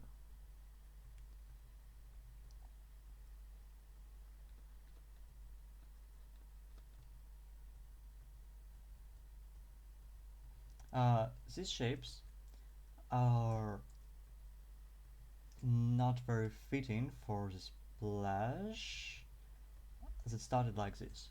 So I would probably start it like this, move it more to the sides probably. It's way too vertical and way too straight. So it's a splash for a very fast, uh, yeah, goodbye style. Have a nice break. So it's way too vertical for the secondary splash especially. So I would angle it down and to the side a bit.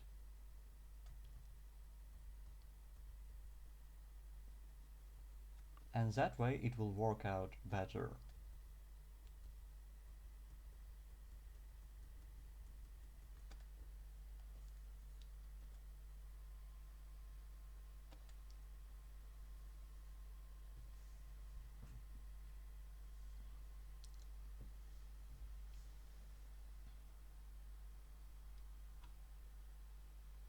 But you've got a nice waves, and the overall splash animation is quite solid.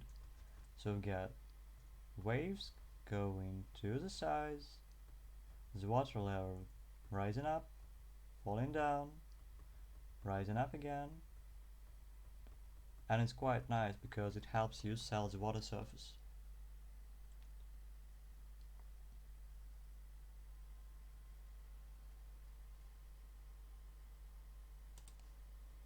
So we'll export this GIF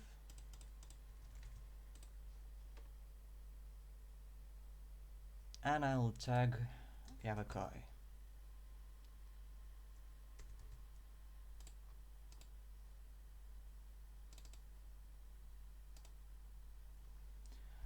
Next up, Chaz. So, dun dun dun.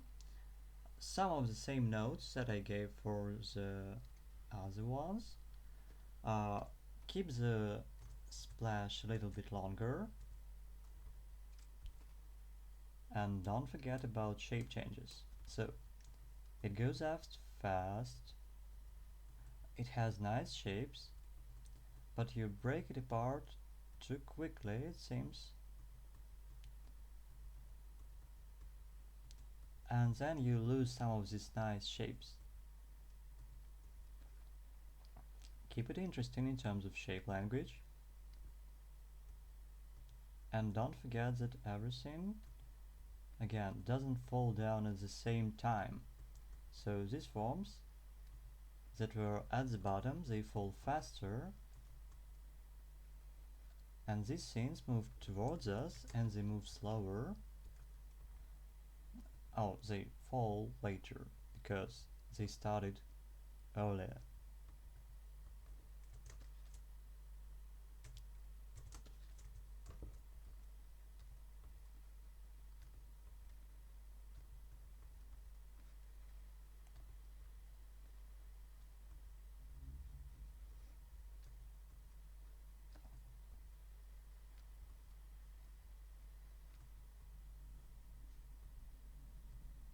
Yeah, and this shape is way too erratic for water.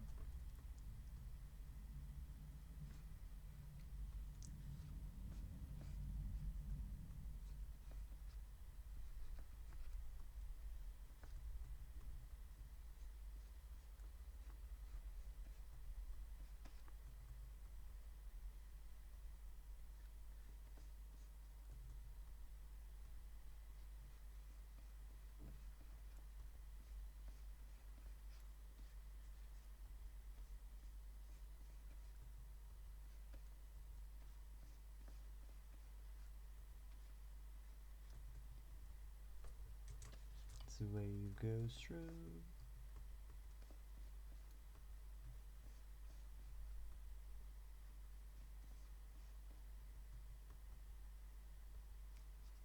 Whatever.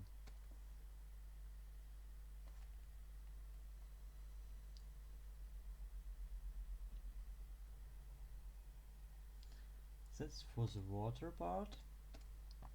It's a little bit too fast, as I didn't even use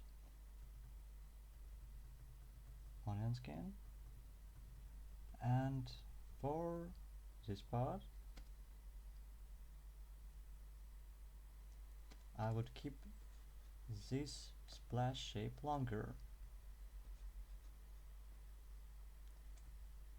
So I would keep it 3-4 frames more.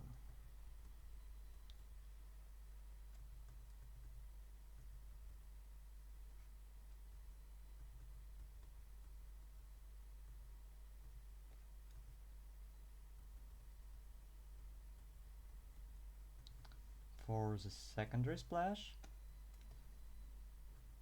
don't forget that it goes down. So the ball goes down, the splash and the air bubble is connected to the ball essentially.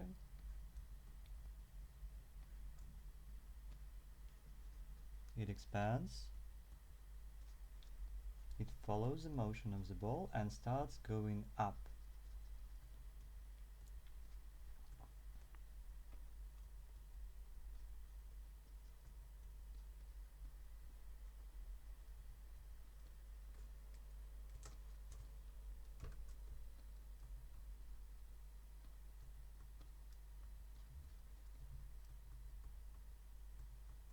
So in your example, it goes further than the ball goes. But it should start going up because it's air, it's lighter than the water.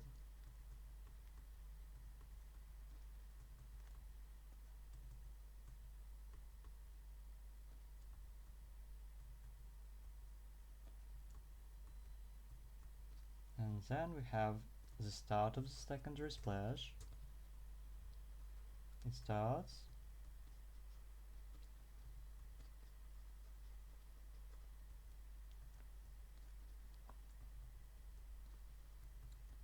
Then it gets bigger. By Gelagro, yeah.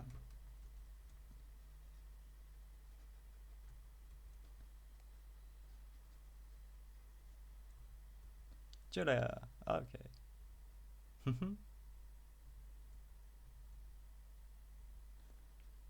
Then it goes to the sides, up, expands. Yeah, you can find the stream recording with all the notes and everything like that.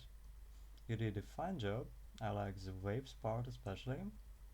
It's just that you have to be more mindful of the shape language and some of the uh, spacing and second reaction in terms of timing and all that stuff, because everything doesn't fall like a solid mass. So it goes to the sides.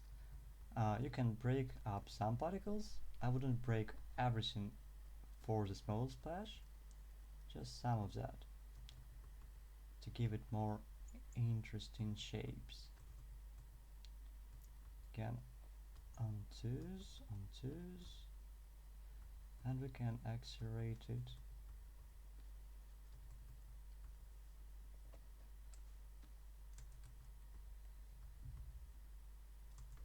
On the way down, probably.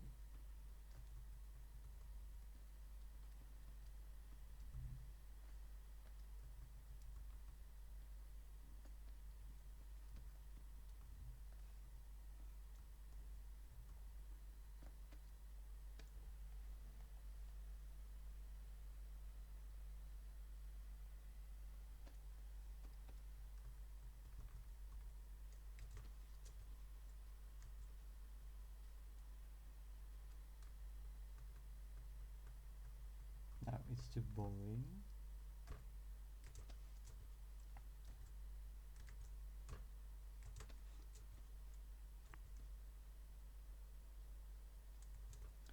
Yeah, I'll post it on my YouTube channel, and we'll have a link somewhere, maybe in study reference, maybe in artist notes, wherever I can post it. Yeah, yeah.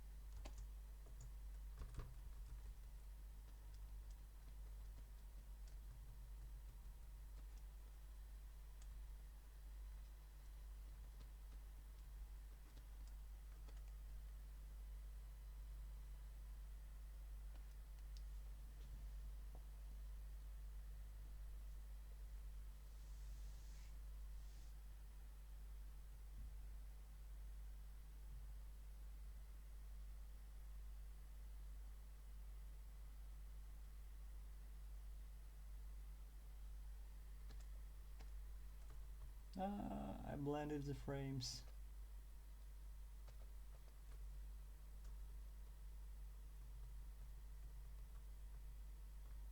Why it happens? Oh.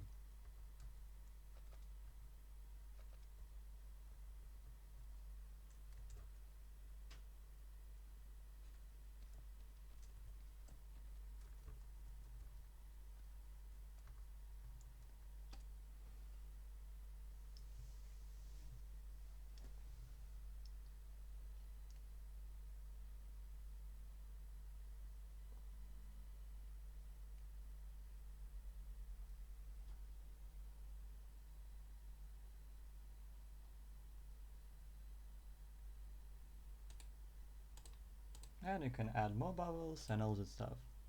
So I would probably fix the timing a little bit more. Make the first half and the bubbles rising on the first 3 frames faster. And that's probably it. So where did I save it? God. Okay. Okay.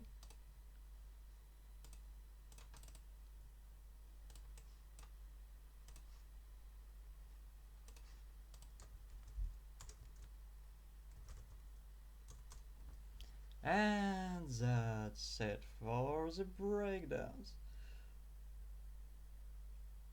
Oh god.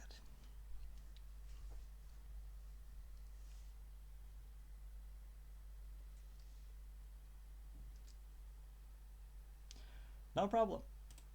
So, depending if you want it or not, I won't probably break down debris today, but if you want, we can break down debris animation on the 31st of December and 1st of January, as I will be streaming on New Year, or we can break it down the next Saturday, I guess, something like that.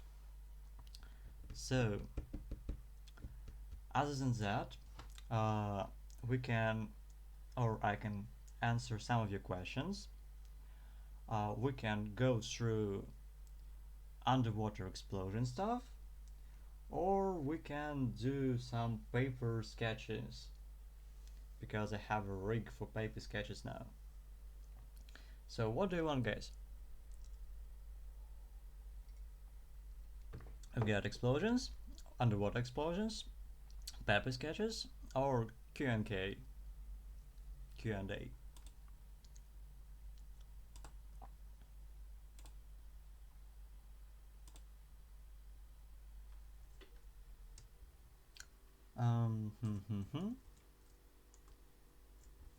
Anyone else? Q&A.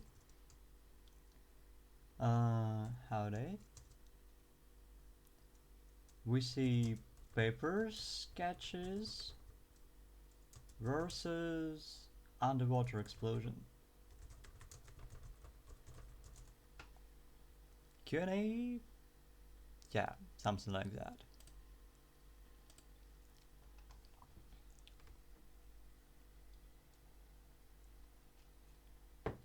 Yeah, paper sketches. So, to set up paper sketches rig, I need like 2 or 3 minutes, and I'll switch out the stream for that part, and then we can start.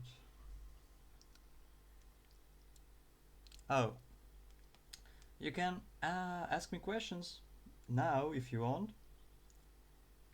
Evakoi, I'll answer them. I can draw on paper and answer questions at the same time as well.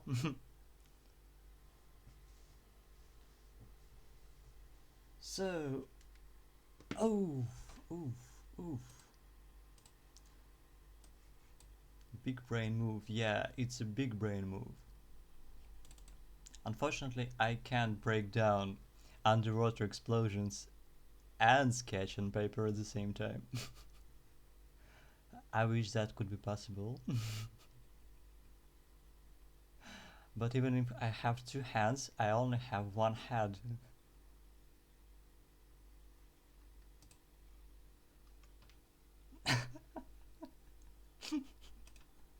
Oh god.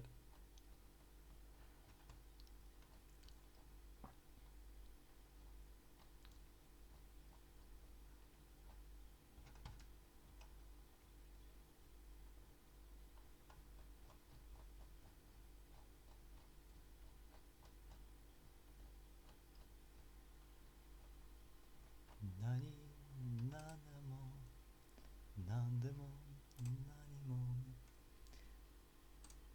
I have explosions underwater, and we had explosions last time. Yeah, this one, this explosion reference is quite good. Korra stuff. And besides this, there was a very good explosion reference. Ooh, ooh. Oh, we first gotta watch the underwater explosion physics stuff. Oh!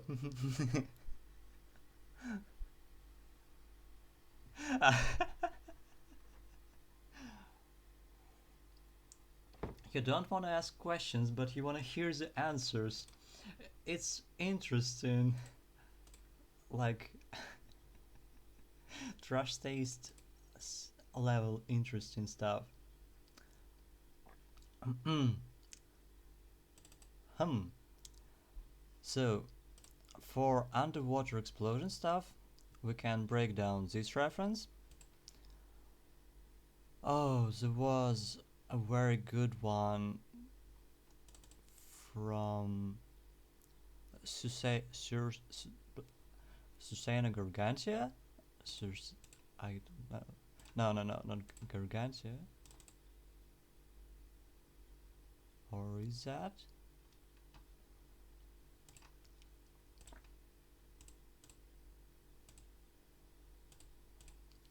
So this one? The one from Korra is very good for underwater explosions. And the reference that I'm trying to find, the next one, is also very nice. It's probably the best one out there. And it's from a kids show. A kids show with the best explosion animations that I've seen.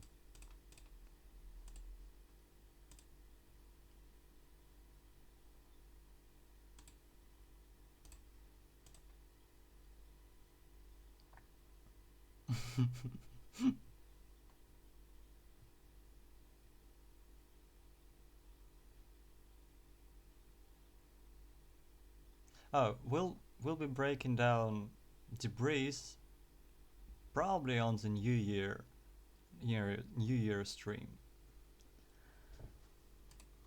So it's 31st of December or 1st of January or both. Yeah, I gotta start here by breaking down animations because what's a better part of the year than to start with animations and to end the year with animations.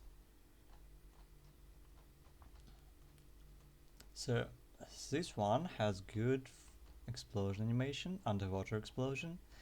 The only problem here is that we don't see the entire full underwater part happening while seeing the explosion that's happening on the surface. And I'm trying to remember the exact animation where we can see that. I've sent it to. We've broken it down on the previous stream. And I don't remember where or when I saved it.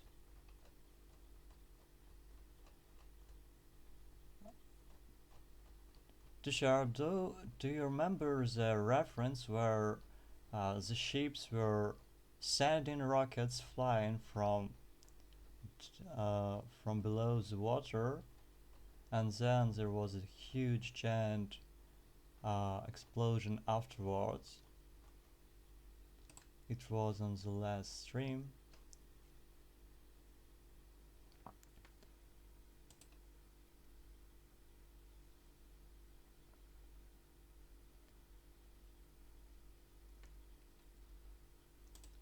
Very nice animation, noob. The only thing is to finish it up nicely, to wrap it up nicely, and don't forget to keep the forms at the top consistent, because they kind of disappear and we don't see the nice slowdown. Yeah, this animation I remember, and we have it now. But there was a nice little sucker.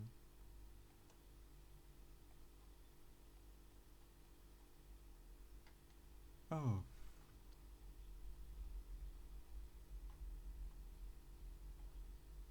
It keeps escaping me. Was it this one? Oh guys, we've got it. We've got the animation. It's this one. This one is top tier. It has nice physics. It has the right amount of details. And it's totally unexpected in this kind of show. It's like, I don't know, 1,000 frames of effects animation for no reason. It's so good.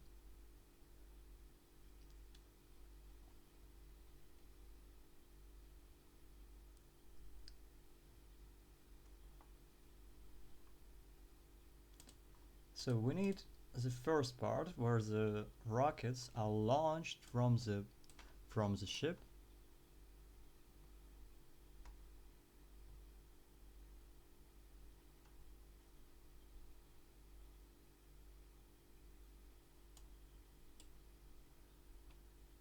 Oh, can I send it? Or is it too big for Discord? No, it's too powerful. Ah. Shit. I can render out the first part so you can see it and watch the animation with me. We need only the first part, though the entire animation is very good.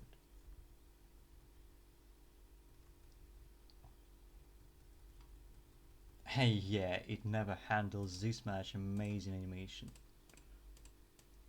Yeah. Masakatsu Sasaki. God damn. It has like 1,000 frames of effects animation. And it's so damn good, especially at the beginning. So we need the first part where the rockets are launched here from underwater. So unlike the explosions above the surface of the water and the explosions happening on the ground, when the explosion in the water happens, Animation Noob, can you post it to study references, both animations, Instant Choi 1 and Masakatsu Sasaki 1. So there was a nice reference, a nice video about the underwater explosion. So when the underwater explosion happens, first the area of explosion expands quite quickly, and we can notice it here. So first we have an explosion, but then you can see that the area gets smaller and it's sucked back in.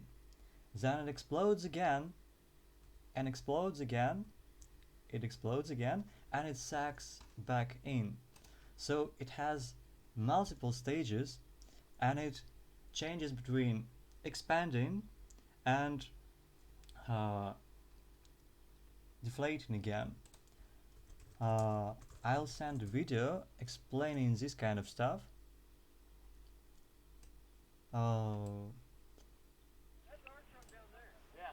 Yes. We have a video from Slow-Mo guys. I'm Dan. We're the Slow-Mo guys, and today we're going to use a very fast camera to look at some underwater explosions. We're going to use these little bangers, M1000s, stick them in with a float so they sort of sit in the middle. Look at that. So, that first, one little moment in time is so cool. And it lasts the explosion expands and then it deflates. Then it explodes again, it expands and then it deflates again. So it explodes, it slows down, as you can see, it slows down, then it starts deflating again, it deflates, sags back in, and it explodes again. Then it expands smaller, and then it again deflates again.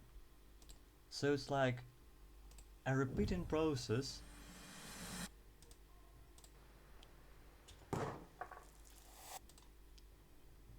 So it expands, it explodes, it sags back in,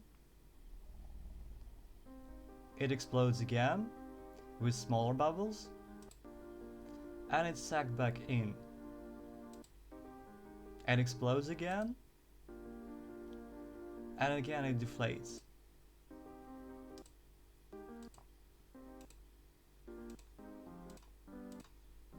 And we have the same scene happening here.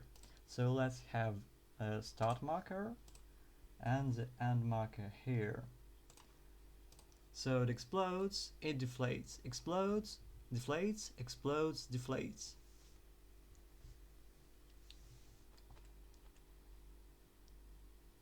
Oh god. At Ensurfu, you can always watch it in stream and see what you've missed. So it starts, it explodes, it slows down, and you see the shapes, even the shapes shows that it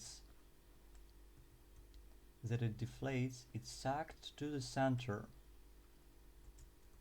And it's very important to have that kind of shape language that shows what's going on. So then we have a secondary explosion.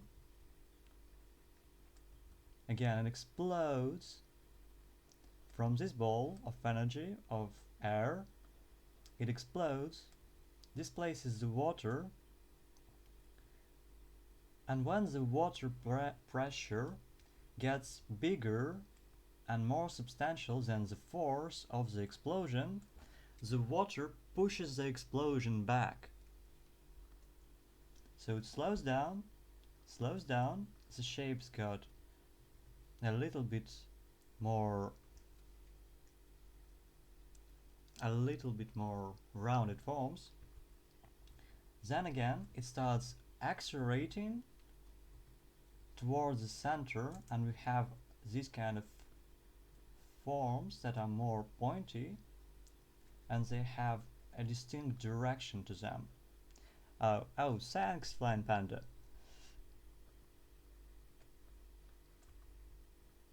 Then again it accelerates towards the center, and you can see that the same thing happens here a little bit higher. So again it expands, it slows down, and it starts deflating. And so it's a repeating process that happens all over the path of the rocket in this example, or all over the explosion. And as in the water, if the explosion is exactly the same in every direction, we have a sphere.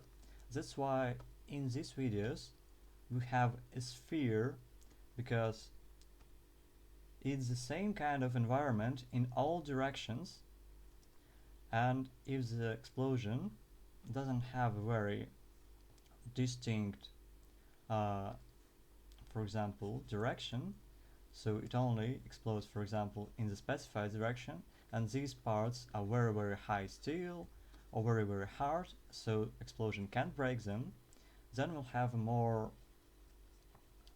targeted explosion. But if it has the same force applying in all directions, we get almost a perfect sphere.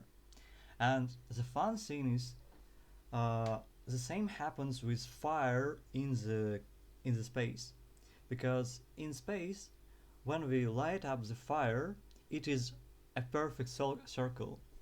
So water is perfect circle, fire is perfect circle, and the bits don't fly off the fire because there's no gravity. It's just a fun fact. And that's why we have a nice rounded ball of explosion here. But then when we have a secondary explosion, you can notice that the shapes are vastly different. It has more detail and it's more like foam or air bubbles. So it has more like this kind of form. A lot of smaller circles and smaller shapes intertwined.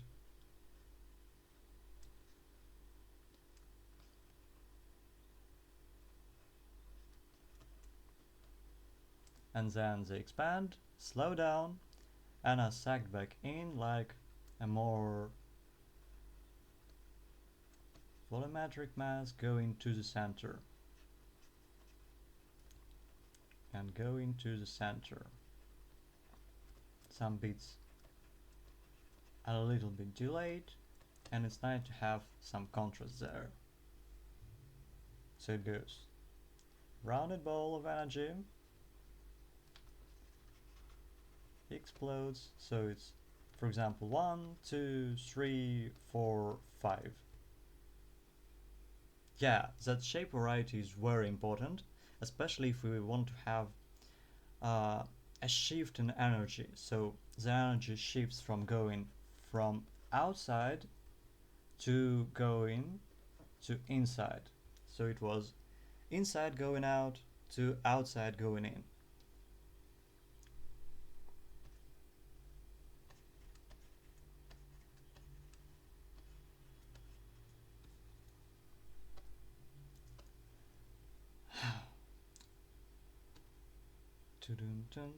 And let's look at some underwater explosions, but the way they look from above the water surface. So we have a build-up, and this build-up is essentially this giant ball of air, of explosion, of gas is underwater, and it starts reaching the surface of the water. So this giant ball of energy has just started reaching the surface of the water. It starts going up, up, up, up, until the force that pushes the water up becomes bigger than the water tension. So the water tension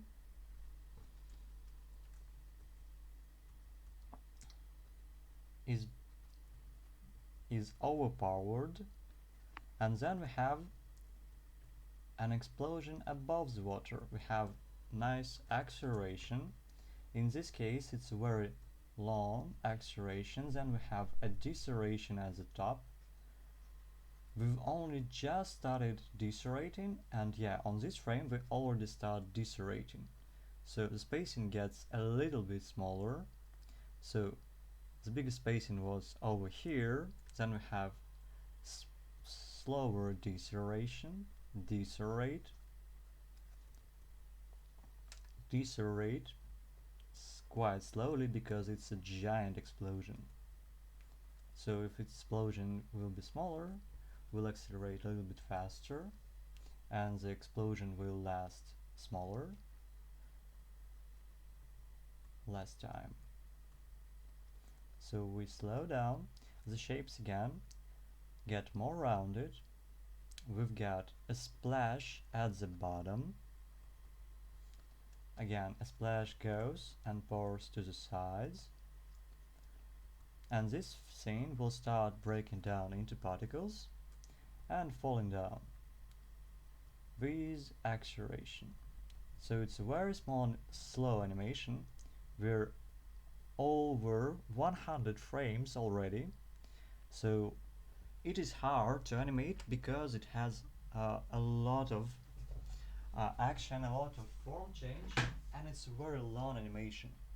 So this explosion is probably like 200 frames, and it's a very big explosion, the size of the ship.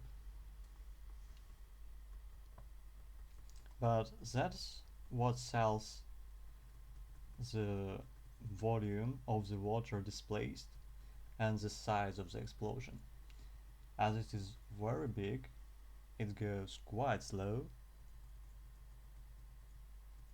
and has a lot of details. So we've got layers in front, layers at the back. We've got a nice structure and volume, so we show that it has this kind of shape. It gets bigger here, and you can see that it has a nice variety of shapes,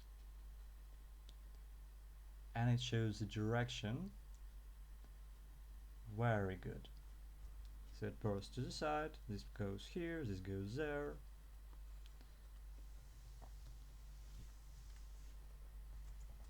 And so, the same principle, just a lot of details and a lot of work.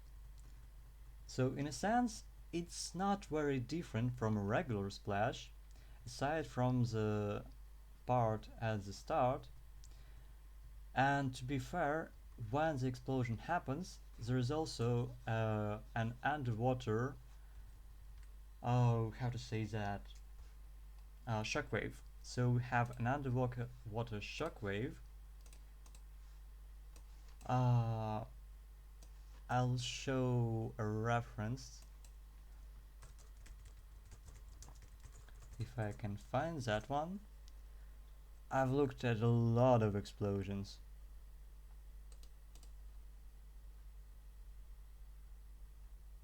Oh yeah,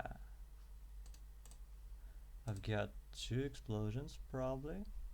Oh god, I forgot to switch the window. God, yeah. Hopefully someone will record that.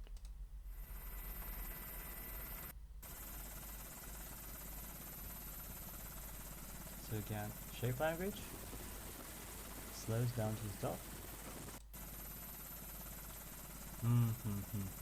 Is this one? I don't see anything. Oh yeah, it's this one. Yeah, it's exceptionally good. Let me grab my window. So, let's analyze this explosion. 1, 2, 3, 4.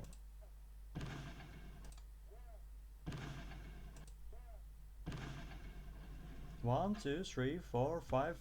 Giant explosion. Go. Yeah. And it's not the best framing of it, because if you look at that from the top, you see that it's fucking huge. It's like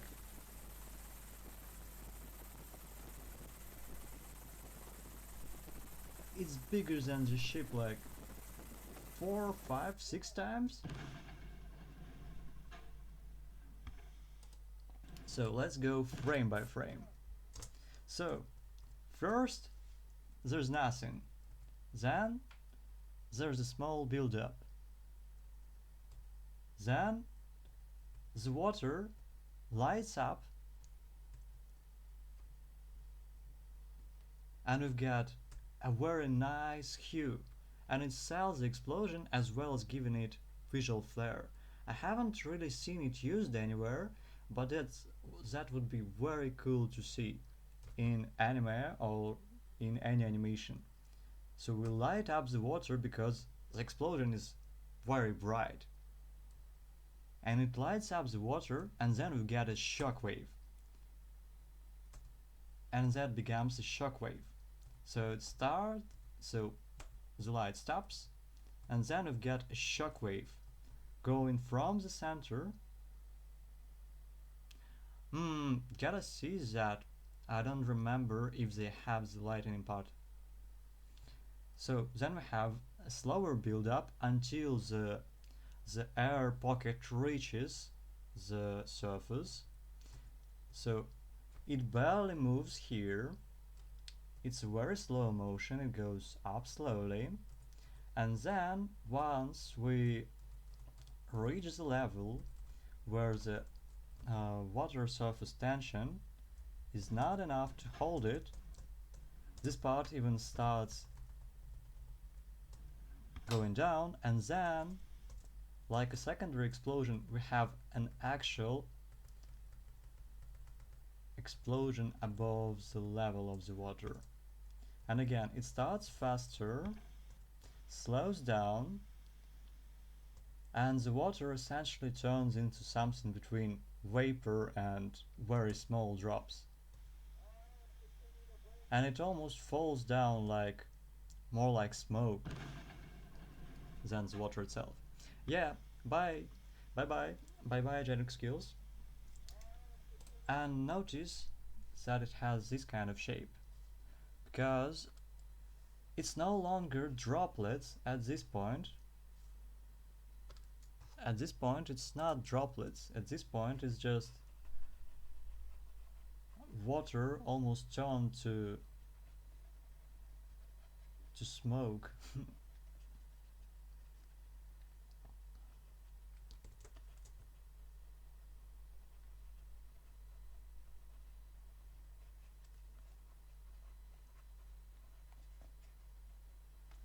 But that works for very large scale explosions.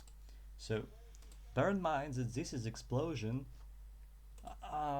5 times the size of a giant ship. So it has this kind of physics. Smaller explosions will have droplets and bigger water shapes, while giant explosions, like real giant explosions, will probably have this kind of shapes. And it's mixed with all the dirt, all the gas, and all the components from the explosive thing.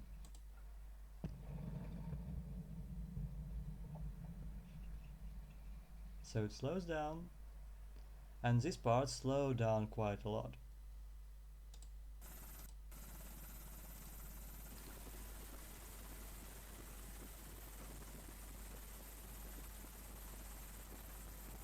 So I'll post this reference to the channel to study references, as well as slow-mo guy stuff.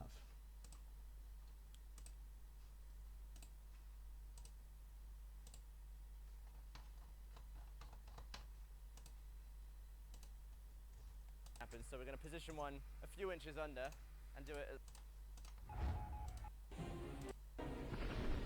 Oh, and this is probably the largest explosion possible. This is atomic bomb underwater stuff.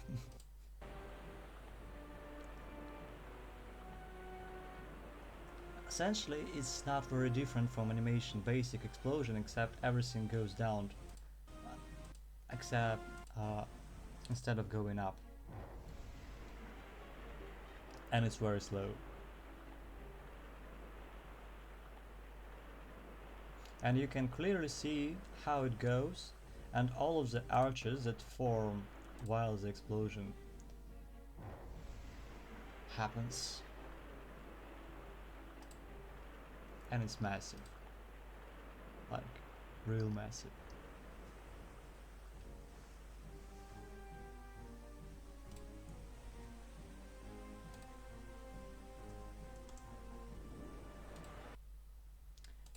So that's it for underwater explosion stuff. Probably. You can watch Slow-Mo Guys. They have one video for underwater explosions in the pool, and it totally obliterated the pool.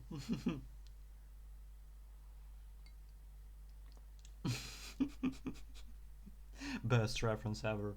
Worst action ever. Yeah. So I'll have a 5-minute break. I'll try putting up this part of the stream on YouTube. Hope it doesn't ban me because we've used some anime footage. Hopefully this won't happen. Oh, Jante. if you, yeah, as you've uploaded some of your animations, let's break down what we have here, and then I'll take a break, set up the paper shooting rig, and we'll go from there. So you have a very nice animation. The only thing is that I would probably expand it to the side.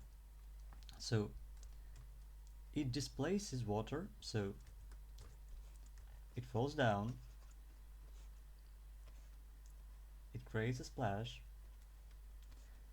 and it pushes the water to the sides. That's why the splash expands to the sides, and that's why the base of the splash is expanded to the sides, because this thing here, it pushes the water,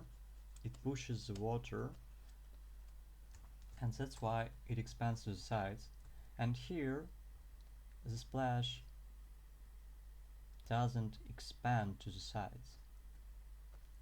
So you see, and don't forget to keep the perspective and the base placement there. So we expand it to the sides,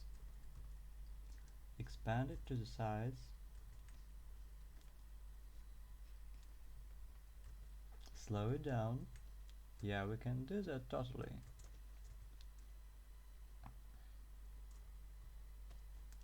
And then I would probably, yeah, you can break it into particles and all that stuff, but don't forget that it still has this motion. You can add some holes in here to break it up on the next frame.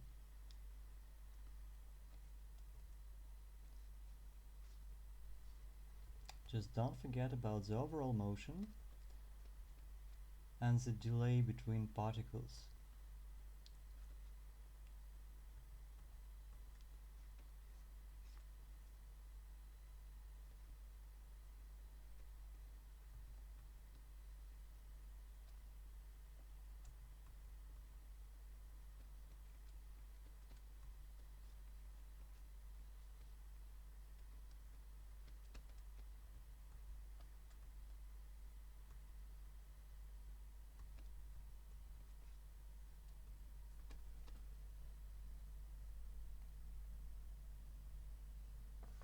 To be fair, this type of splash would probably open up when it reaches the highest point. So it will probably not work something like this. It will probably work like something so it expands, slows down, and it starts expanding more. Here,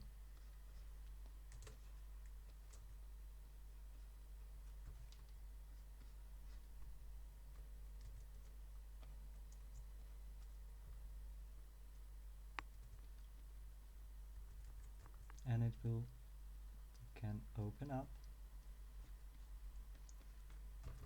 accelerate on the way down,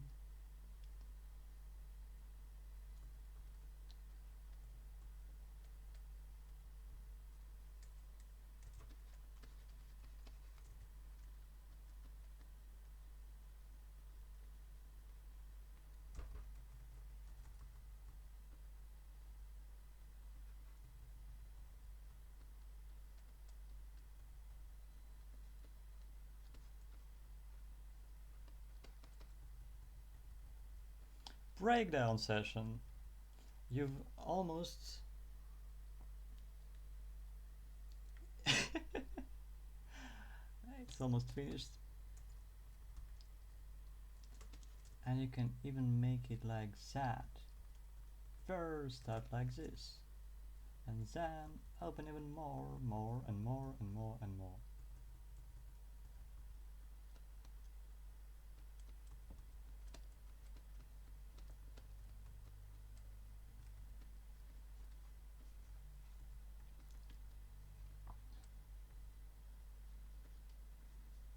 animation breakdowns.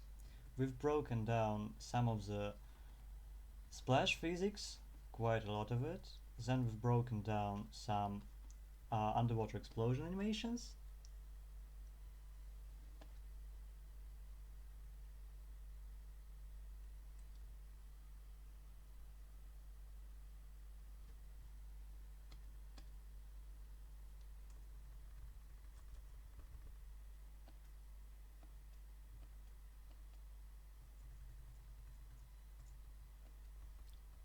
And then again I would probably keep a bigger shape for the secondary splash. Again, the part at the top will slow down a bit slower. It will keep going much longer than the part at the bottom.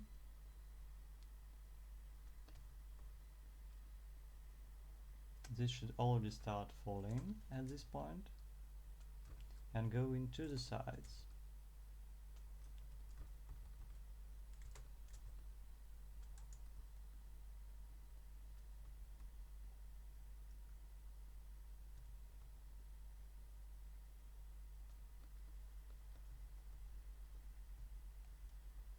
Yeah, thanks teacher, it's a nice video. I guess it's better to post it in study reference session.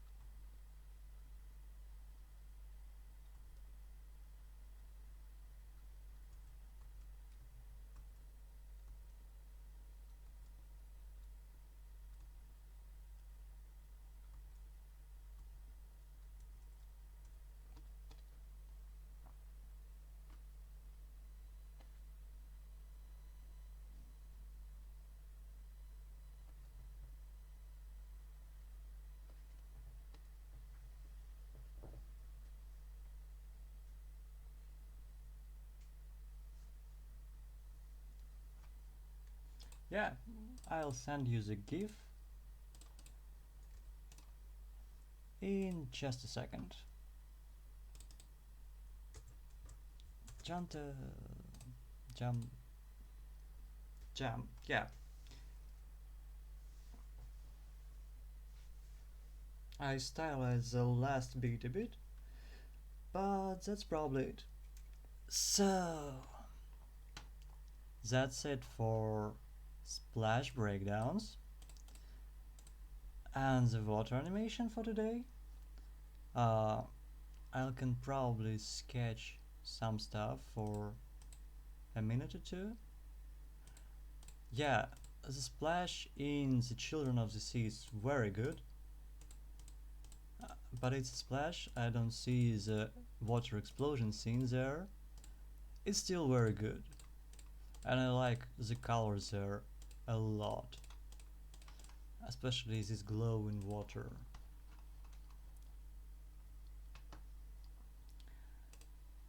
So, thanks everyone. I'll be back in 5 minutes or 10 minutes. I'll pour some tea and set up the paper recording rig. Thanks everyone. See you.